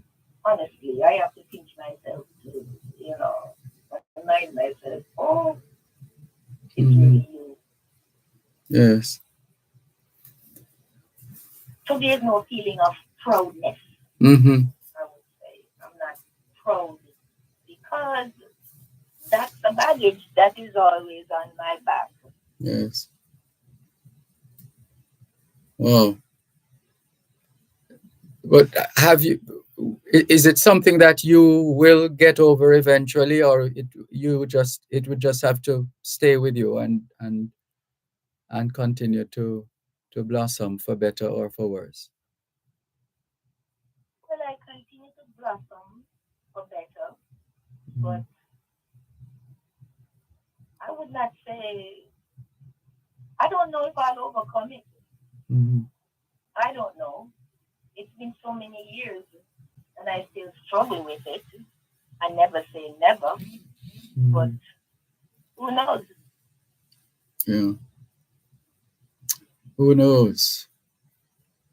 Well, we want to thank you for sharing your story with us on this afternoon's edition of Both Sides of the Story here on Power 106 FM. And again, remind us, can we already get the books from the various outlets, online and otherwise, yet? Or yes, the book is already out. Mm-hmm. If you go online and Google Mm-hmm. and Amazon and a couple other platforms, the title of the book is I Persist. Indeed. Well, long may you continue to persist. Thank you, Mr. Malcolm, for having me. It's been a pleasure. Thank you. Okay. Take care. Bye-bye. So that's Dr. Patricia V. Smith, successful Jamaican businesswoman and author whose incredible perseverance transformed her life from poverty to prosperity. She's the proud owner and leader of a thriving healthcare company in New York City. And I Persist, her biography, has been published. Congratulations once again, Dr. Smith, and all the very best. We look forward to speaking with you again. Okay, take care. You're listening to Power 106 FM. The time is now 4:15. Tune in every Thursday at 3:30 p.m. for your legal corner with Dana Walker Huntington. No, Sides of the story this one. with Dervan Malcolm on Power 106 FM. It's your source of information regarding U.S. immigration matters, combined with Power 106 FM's pioneer of diaspora broadcasting. Call in with your U.S. immigration queries and concerns on 876-924-1125 or send a text or WhatsApp message to 876-279-8598 and get the answers you need for your U.S. immigration questions. The only thing is I don't That's your see. Legal Corner with Daily Walker Huntington, Thursdays at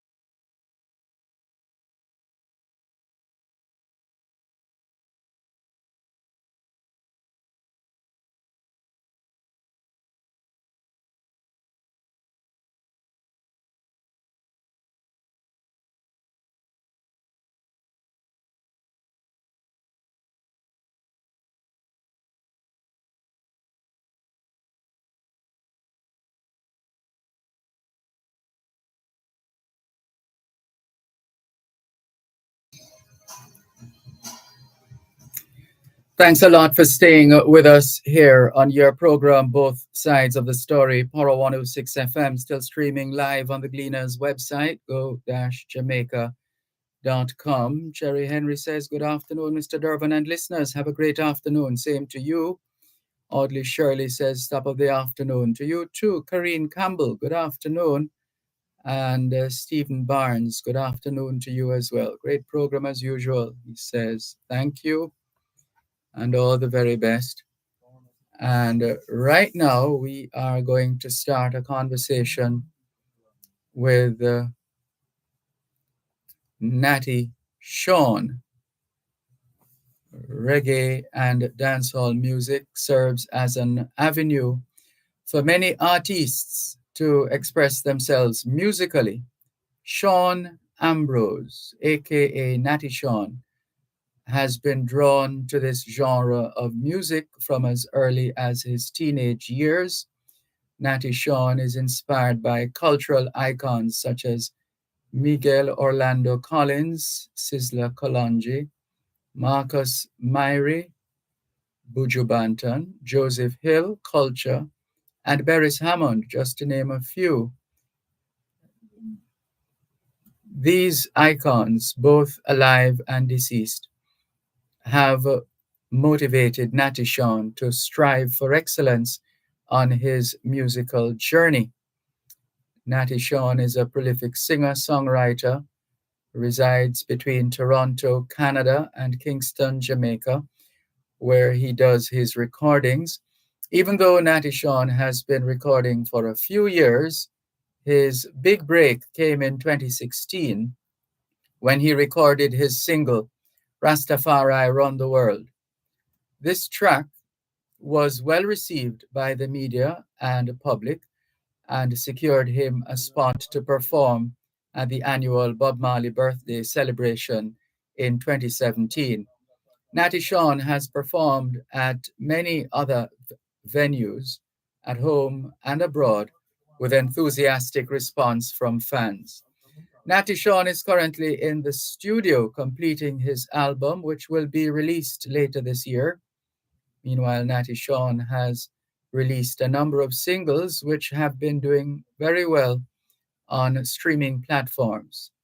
Natty Sean has had the incredible opportunity to collaborate with Sizzla Kalonji on an amazing track, Break These Chains. Natty Sean is in the process of releasing a much anticipated reggae juggling on a one drop beat, which he produced under the Heart of Love banner.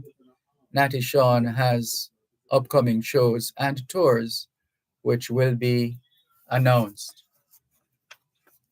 And this is where the smoke and the lights and all of that get going now. And Natty Sean will appear. That's greetings. I was waiting on that part of it. Greetings, my brother. In the name of the Imperial Mother. Holy Mother. Rastafari. Greetings. Thank you. Welcome. It's my pleasure. Yeah. Yes. So, it's my pleasure to yeah. to be here with you at this moment. Yes, pleasure. Pleasure to have you on board. Thank you for being on board. What did it for you in music? What pulled you to music? What pulled me to music? Music is a inborn concept. I should say. And by hearing songs from the same legends that you mentioned a while ago, and that's even in reggae music alone, but also in different genre of music. That drive or give me that motivation to bring out and express myself musically. So music is something that I'm always passionate about from a tender age, and I'm just thankful and grateful that the Almighty has opened up the space for me where I can really pursue my musical career at this time. Mm-hmm. And it seems you're going to be embarking on some a tour or two. I mean, in your field, you're always touring. How is that looking? It's looking great. I've been doing some excellent work. I've put out the juggling that you mentioned. It has already been released, and it's doing very well. It's doing excellent.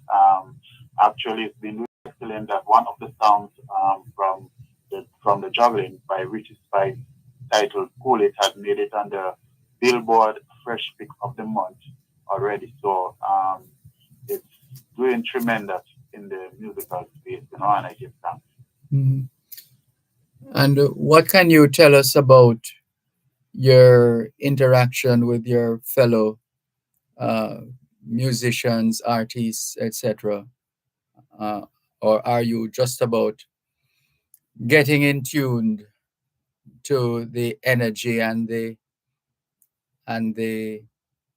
general camaraderie of those who you interact with? How have they responded to you and reacted to you?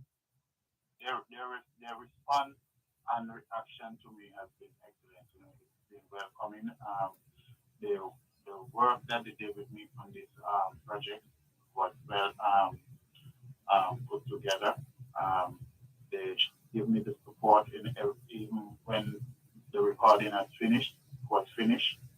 Even up to this time, up to this day, me and those artists, we have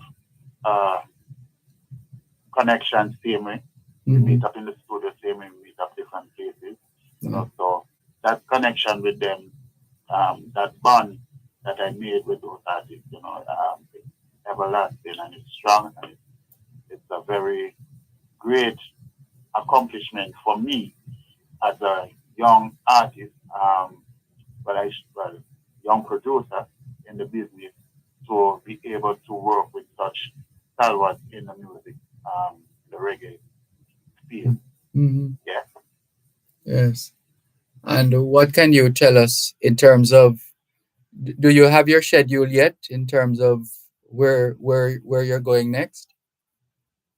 Well, I don't have that schedule as yet, but hopefully by the grace of the Almighty, in a couple months from now, I'll be performing in Toronto. I'll be also hopefully scheduled to go to Uganda, and then after that, what a lot of Jamaican artists have been for some time now in greater numbers enjoying the continent of Africa. There is, well, it shouldn't surprise us, should it?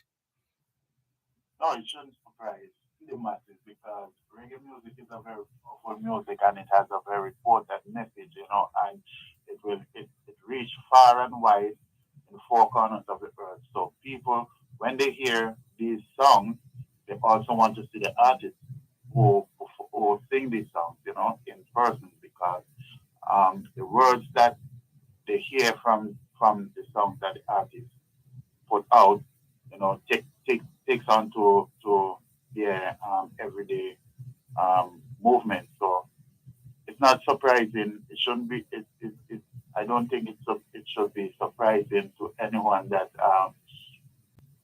the artists will be traveling to these continents, different parts of the continent to showcase their talent. It's just that the music that we sing is very powerful, and the people will want to see it in the flesh. Yes. And you did mention, or it was mentioned, that you're currently in the studio completing your album, which will be released later this year. Yes, How do you feel about that? ecstatic. This album will consist of 16 wonderful tracks. Tracks that music that will with music with substance, consciousness, righteousness, motivation. Music that will when you hear it, it will pass your flesh and touch your bone.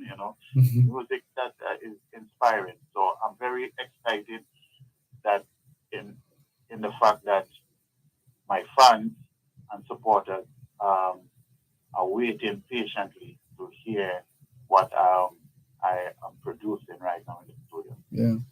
And where do you get inspiration from?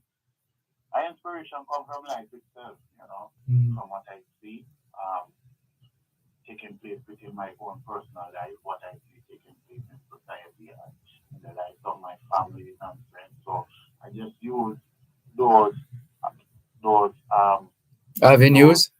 avenues and those experiences that I go through and put it in the format of music, and Mhm. when people hear it, they can relate with it because it's what's taking place in their life, too. So my inspiration comes from that totally. Yes.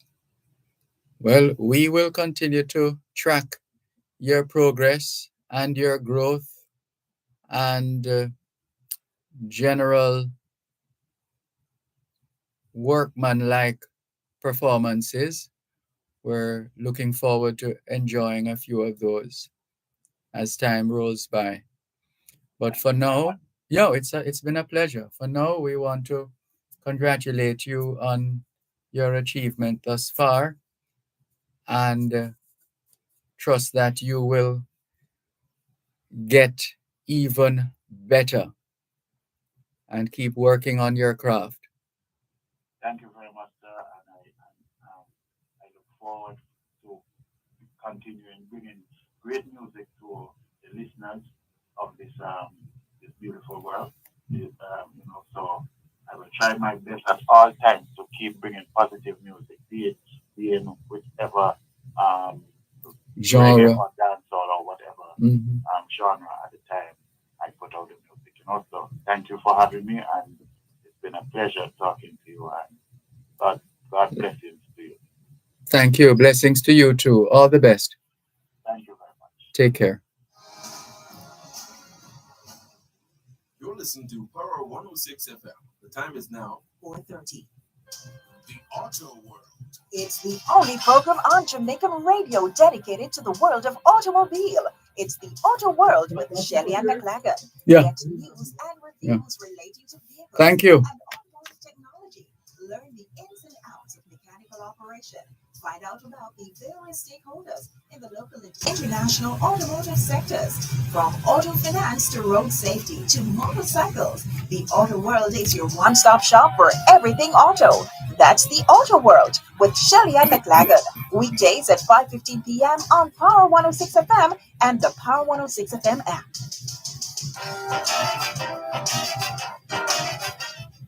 Sides of a story.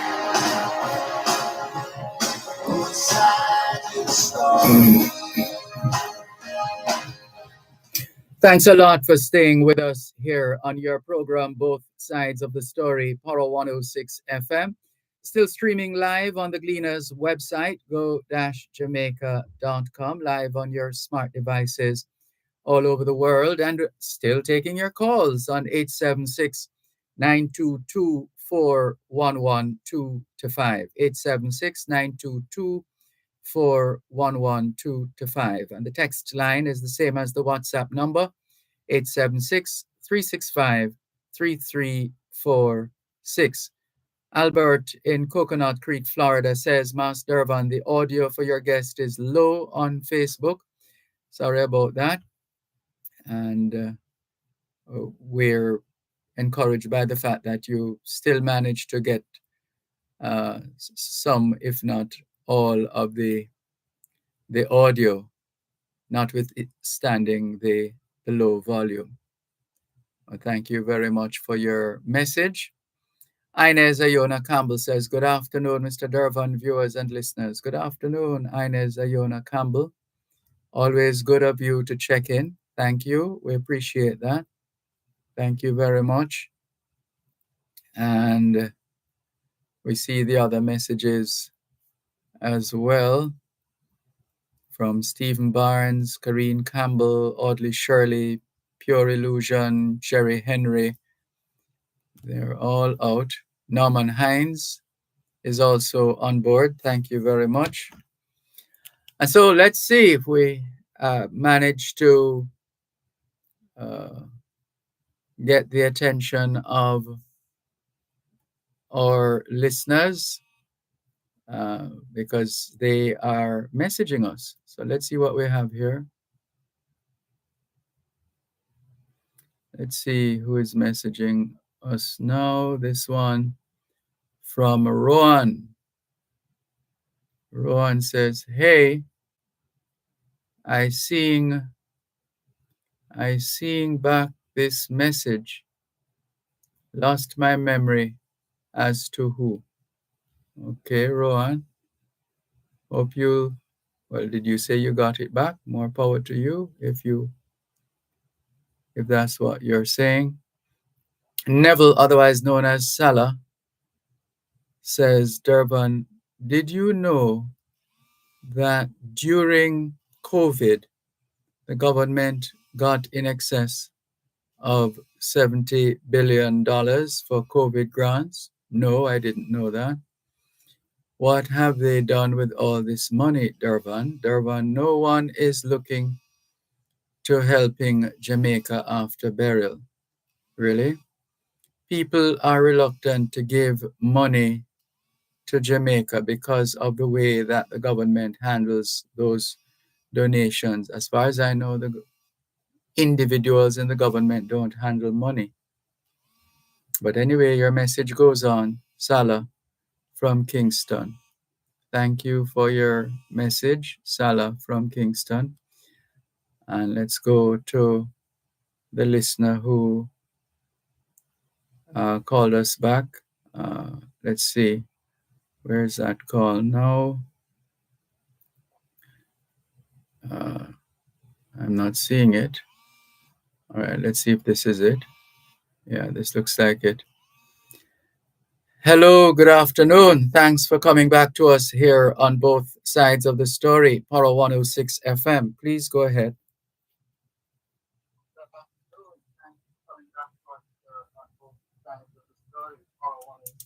That listening device that you have in the background is not going to work. That listening device that you have is not. Okay, thank you very much. Good afternoon. Dervan, I was just listening to that Rastafarian artist, and I was saying that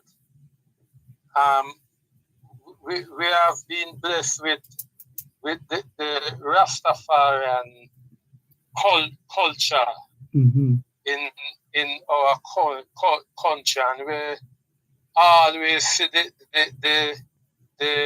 the way in which the Rastafari own their craft, especially in the 60s and the 70s, those Renaissance time during, the time of Bob Marley and Peter Touch, But we have seen where the zeal and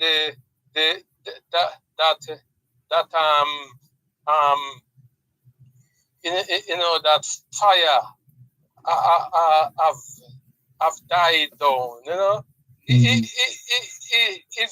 you seeing the same thing about them, the Rastafari? They're dying out or dying down? What did you say? Sorry.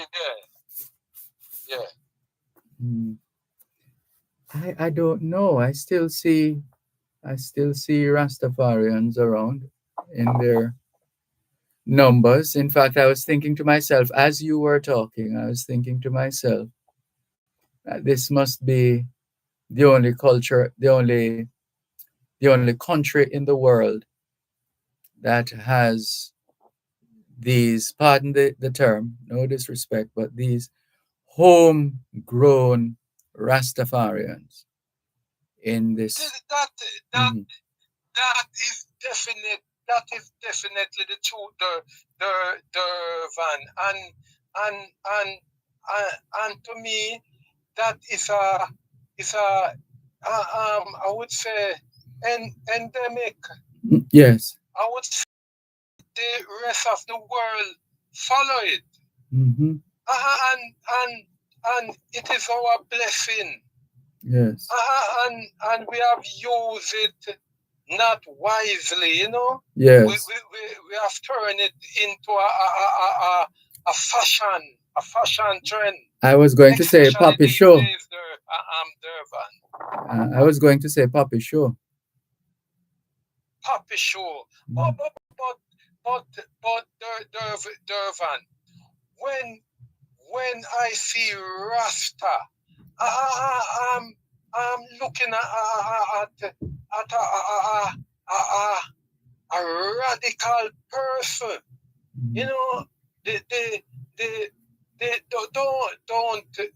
Don't watch this language, Dervan.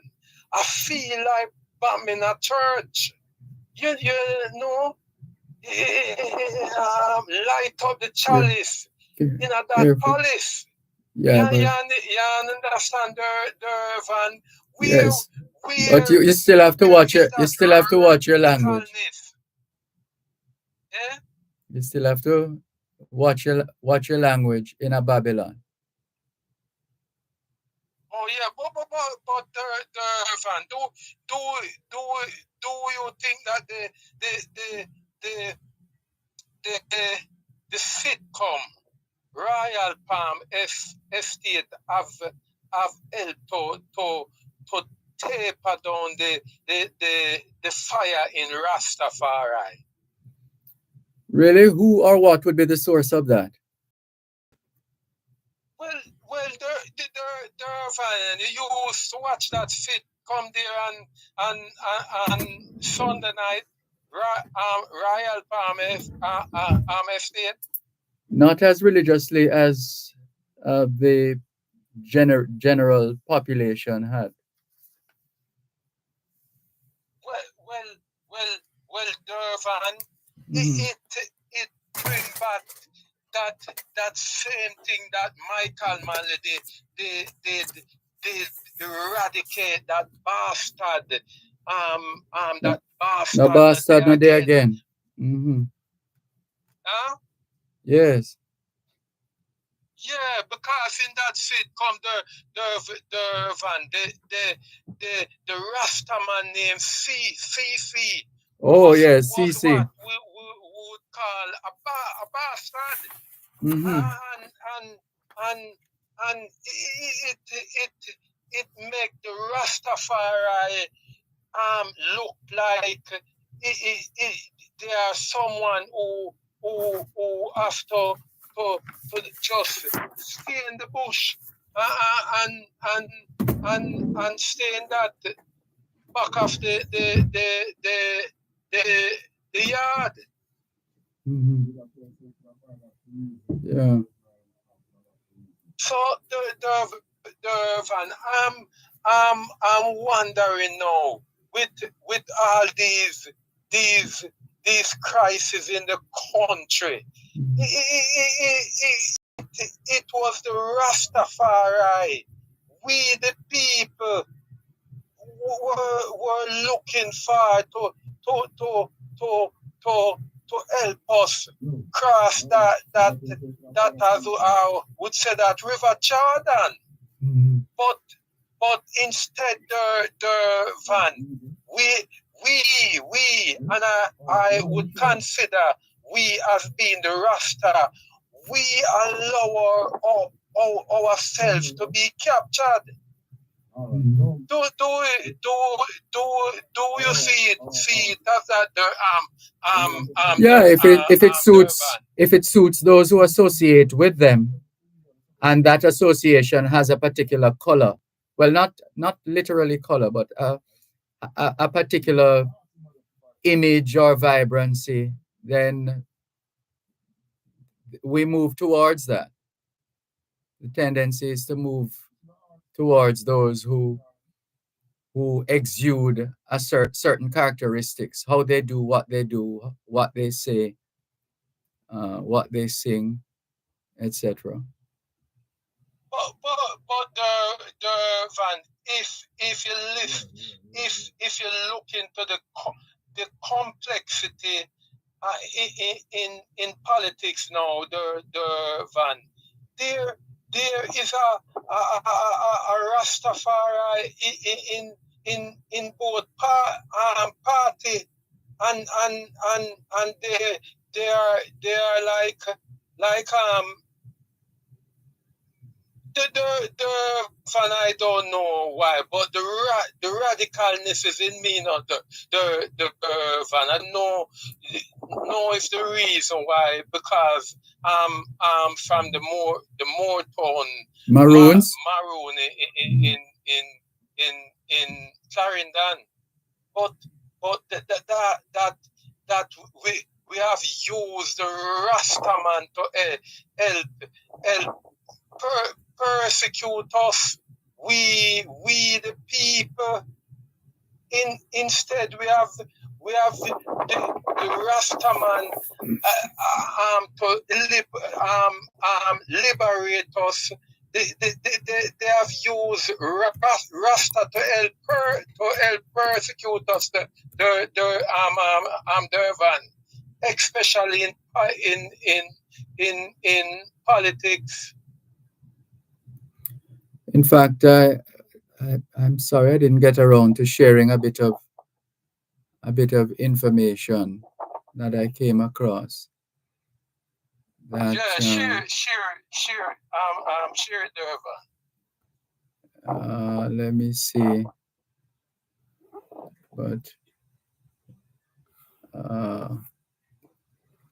trying to see if we need to take the break. Let's take the break. Hopefully I find that information.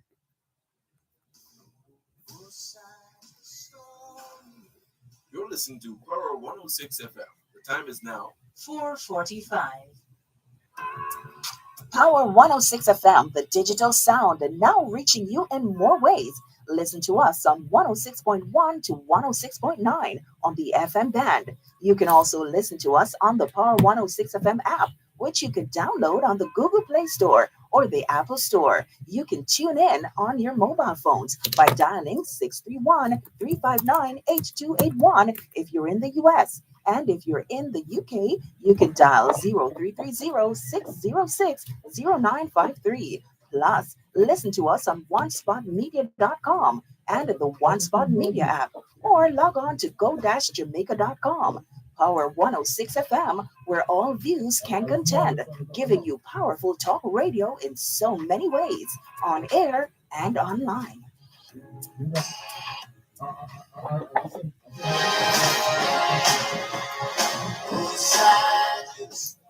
Thanks a lot for staying with us here on your program, Both Sides of the Story, Power 106 FM. Here's a bit of history that we came across but didn't announce it. And this was from 1941. Further to the discussion happening now about Rastafari. 1941, intensive searches of the Rastafarian property of Pinnacle near Sligoville and surrounding districts in St. Catherine by the police failed to find Leonard Howell, the leader of the community of hundreds of members of what has been described as this new cult called Rastafarians. Pinnacle was raided by the police 2 days earlier, and 70 of its residents arrested and charged with assault occasioning actual bodily harm on residents living in nearby communities. Rastafarian men do not cut the hair of their head, are alleged to smoke ganja, an illegal drug, and believe that Emperor Haile Selassie of Ethiopia is the risen Christ. So back then, in the 1940s, Jamaicans were coming to grips or trying to come to grips with this group of individuals, this group of Jamaicans who were being targeted by virtue of how they carried themselves. And it continues to this day in different ways, actually, but not as bad as it used to be. Sorry, so let's go back to our caller online. So what do you say now with the additional information we just shared? So Dervan, you can see that it is really, when we look into it now, that we see in almost every political home, and I'm speaking to almost every political personal, there is a Rasta in their family, every single one. Yes. And it is proven, because even our prime minister, his two sons are wearing dreadlocks, and PJ Pattis's son, he is Rasta, and Bruce Golden's son is Rasta, and we can go on and go on. So it is basically telling us that Rasta really get captured, really get captured. That's why the Rasta them get so timid and tame. Okay, you think they should go back to being what now? To being radical. Radical Is the word, Dervan. Okay. Radical. Mm-hmm. I feel, say, if the Rastafari and the Maroon join together, we can have a change, Jamaica. We can. If the Rastafari and the Maroon just come together, we can have a change country. And that is my input for the day there. out there. Well, thank you very much for your usual participation. Thank you for the call and all the best. Yes. Okay, take care. This is your program, Both Sides of the Story, Power 106 FM, and more messages coming in. Let's see, let's go to Angie. Angie says, "Hi, Mr. Malcolm. I was waiting to hear how the doctor was able to pull herself from the poverty she was living in and was able to get educated to where she is today. She said up to age 10, she was sleeping basically on the streets. What happened to her after that age?" Angie. Yeah, well, Angie, I would imagine they want us to go out and get the books, right? So I don't know. No, I don't think they did that deliberately, but it's one of the ways to have some kind of a suspense, but if even not intentionally, but otherwise. So, but we can always do a follow-up. We have no problems doing a follow-up interview, so you can know how that story uh, not has ended, but perhaps how is it going. Let's see who else is messaging us. Franklin MacDonald, when Jamaica first appeared United Nations after independence in 1962, the Minister of Foreign Affairs urged the United Nations to declare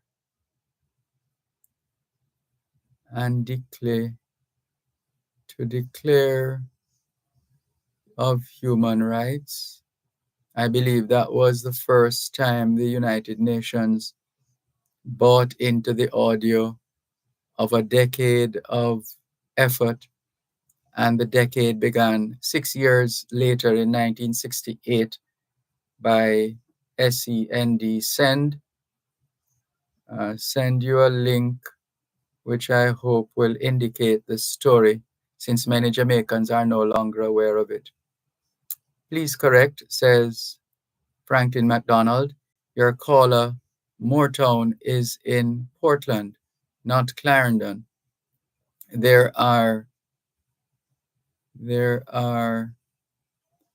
what's that, Morrow? Is that a typo? Morrow sacraments in Clarendon, when none is called immortal. Okay.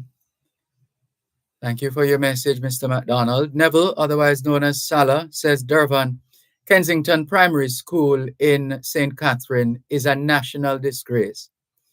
How could the school bar a child because the child wears dreadlocks? And their reasons were that the child's dreadlocks could breed lice and jonjo. My belief is that everyone should withdraw their children from Kensington Primary. Those who are in charge need to go and find another job. Salah from Kingston. Thank you for your message, Salah, and all the very best. And this one, evidence, this is from Driver. Evidence of the environmental education curriculum needs to be manifested on the ground and not remain in academia. That's Driver in America. Keep those comments coming in. Keep those messages coming in here on your program, Both Sides of the Story, Power 106 FM. Taking your calls on 876-922-4112-5. Just a few minutes to go. And the text line is the same as the WhatsApp number, 876-365-3346. 876-365-3346. And so let's continue. another bit of information here. Die-hard followers of the prophet Alexander Bedward, who died at the Bellevue Mental Hospital 37 years earlier, protest and attempted to prevent crowds from Hermitage, Augusttown, and surrounding areas from taking water for domestic purposes from the once popular Berry Rock in the Hope Riverbed. Berry Rock is where Bedward had his shrine, and his followers believe the water at that spot is holy and has healing powers. Residents have no water because of a broken main. And another bit of information here of history. 1967, Edward Seaga, who had been appointed Minister of Finance and Planning, moved into Vale Royal along with his wife and son, Christopher. Originally the home of Jamaica's colonial secretaries, it was prepared to be the official residence of Jamaica's prime ministers by the PNP administration in the period just preceding independence. Sir Alexander, however, declined to live in it when the JLP won the pre-independence general elections, saying he would turn it into a maternity home, but subsequently handed it over to Donald Sangster, his Minister of Finance, and subsequently Deputy Prime Minister. The new Prime Minister, Hugh Shearer, was now directed, at the time, the story said, has now directed that Seaga should occupy the premises. That's another piece of political history. Here's another.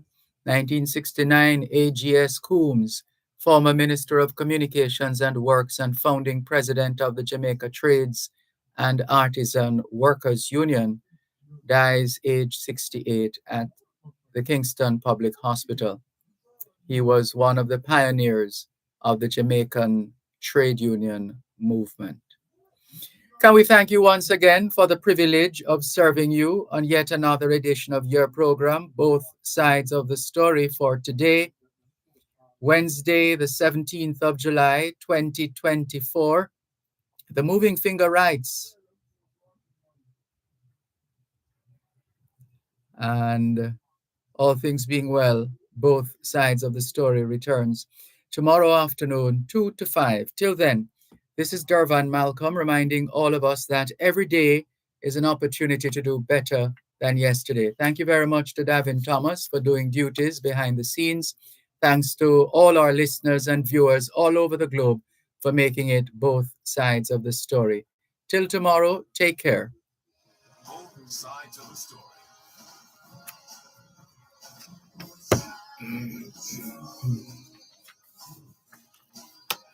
You have enough? Do you need?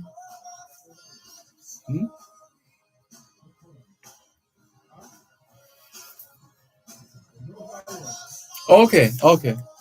All right. Thank you.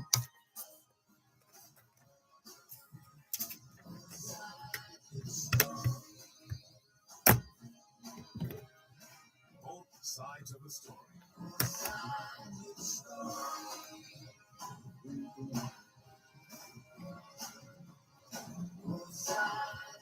Bye.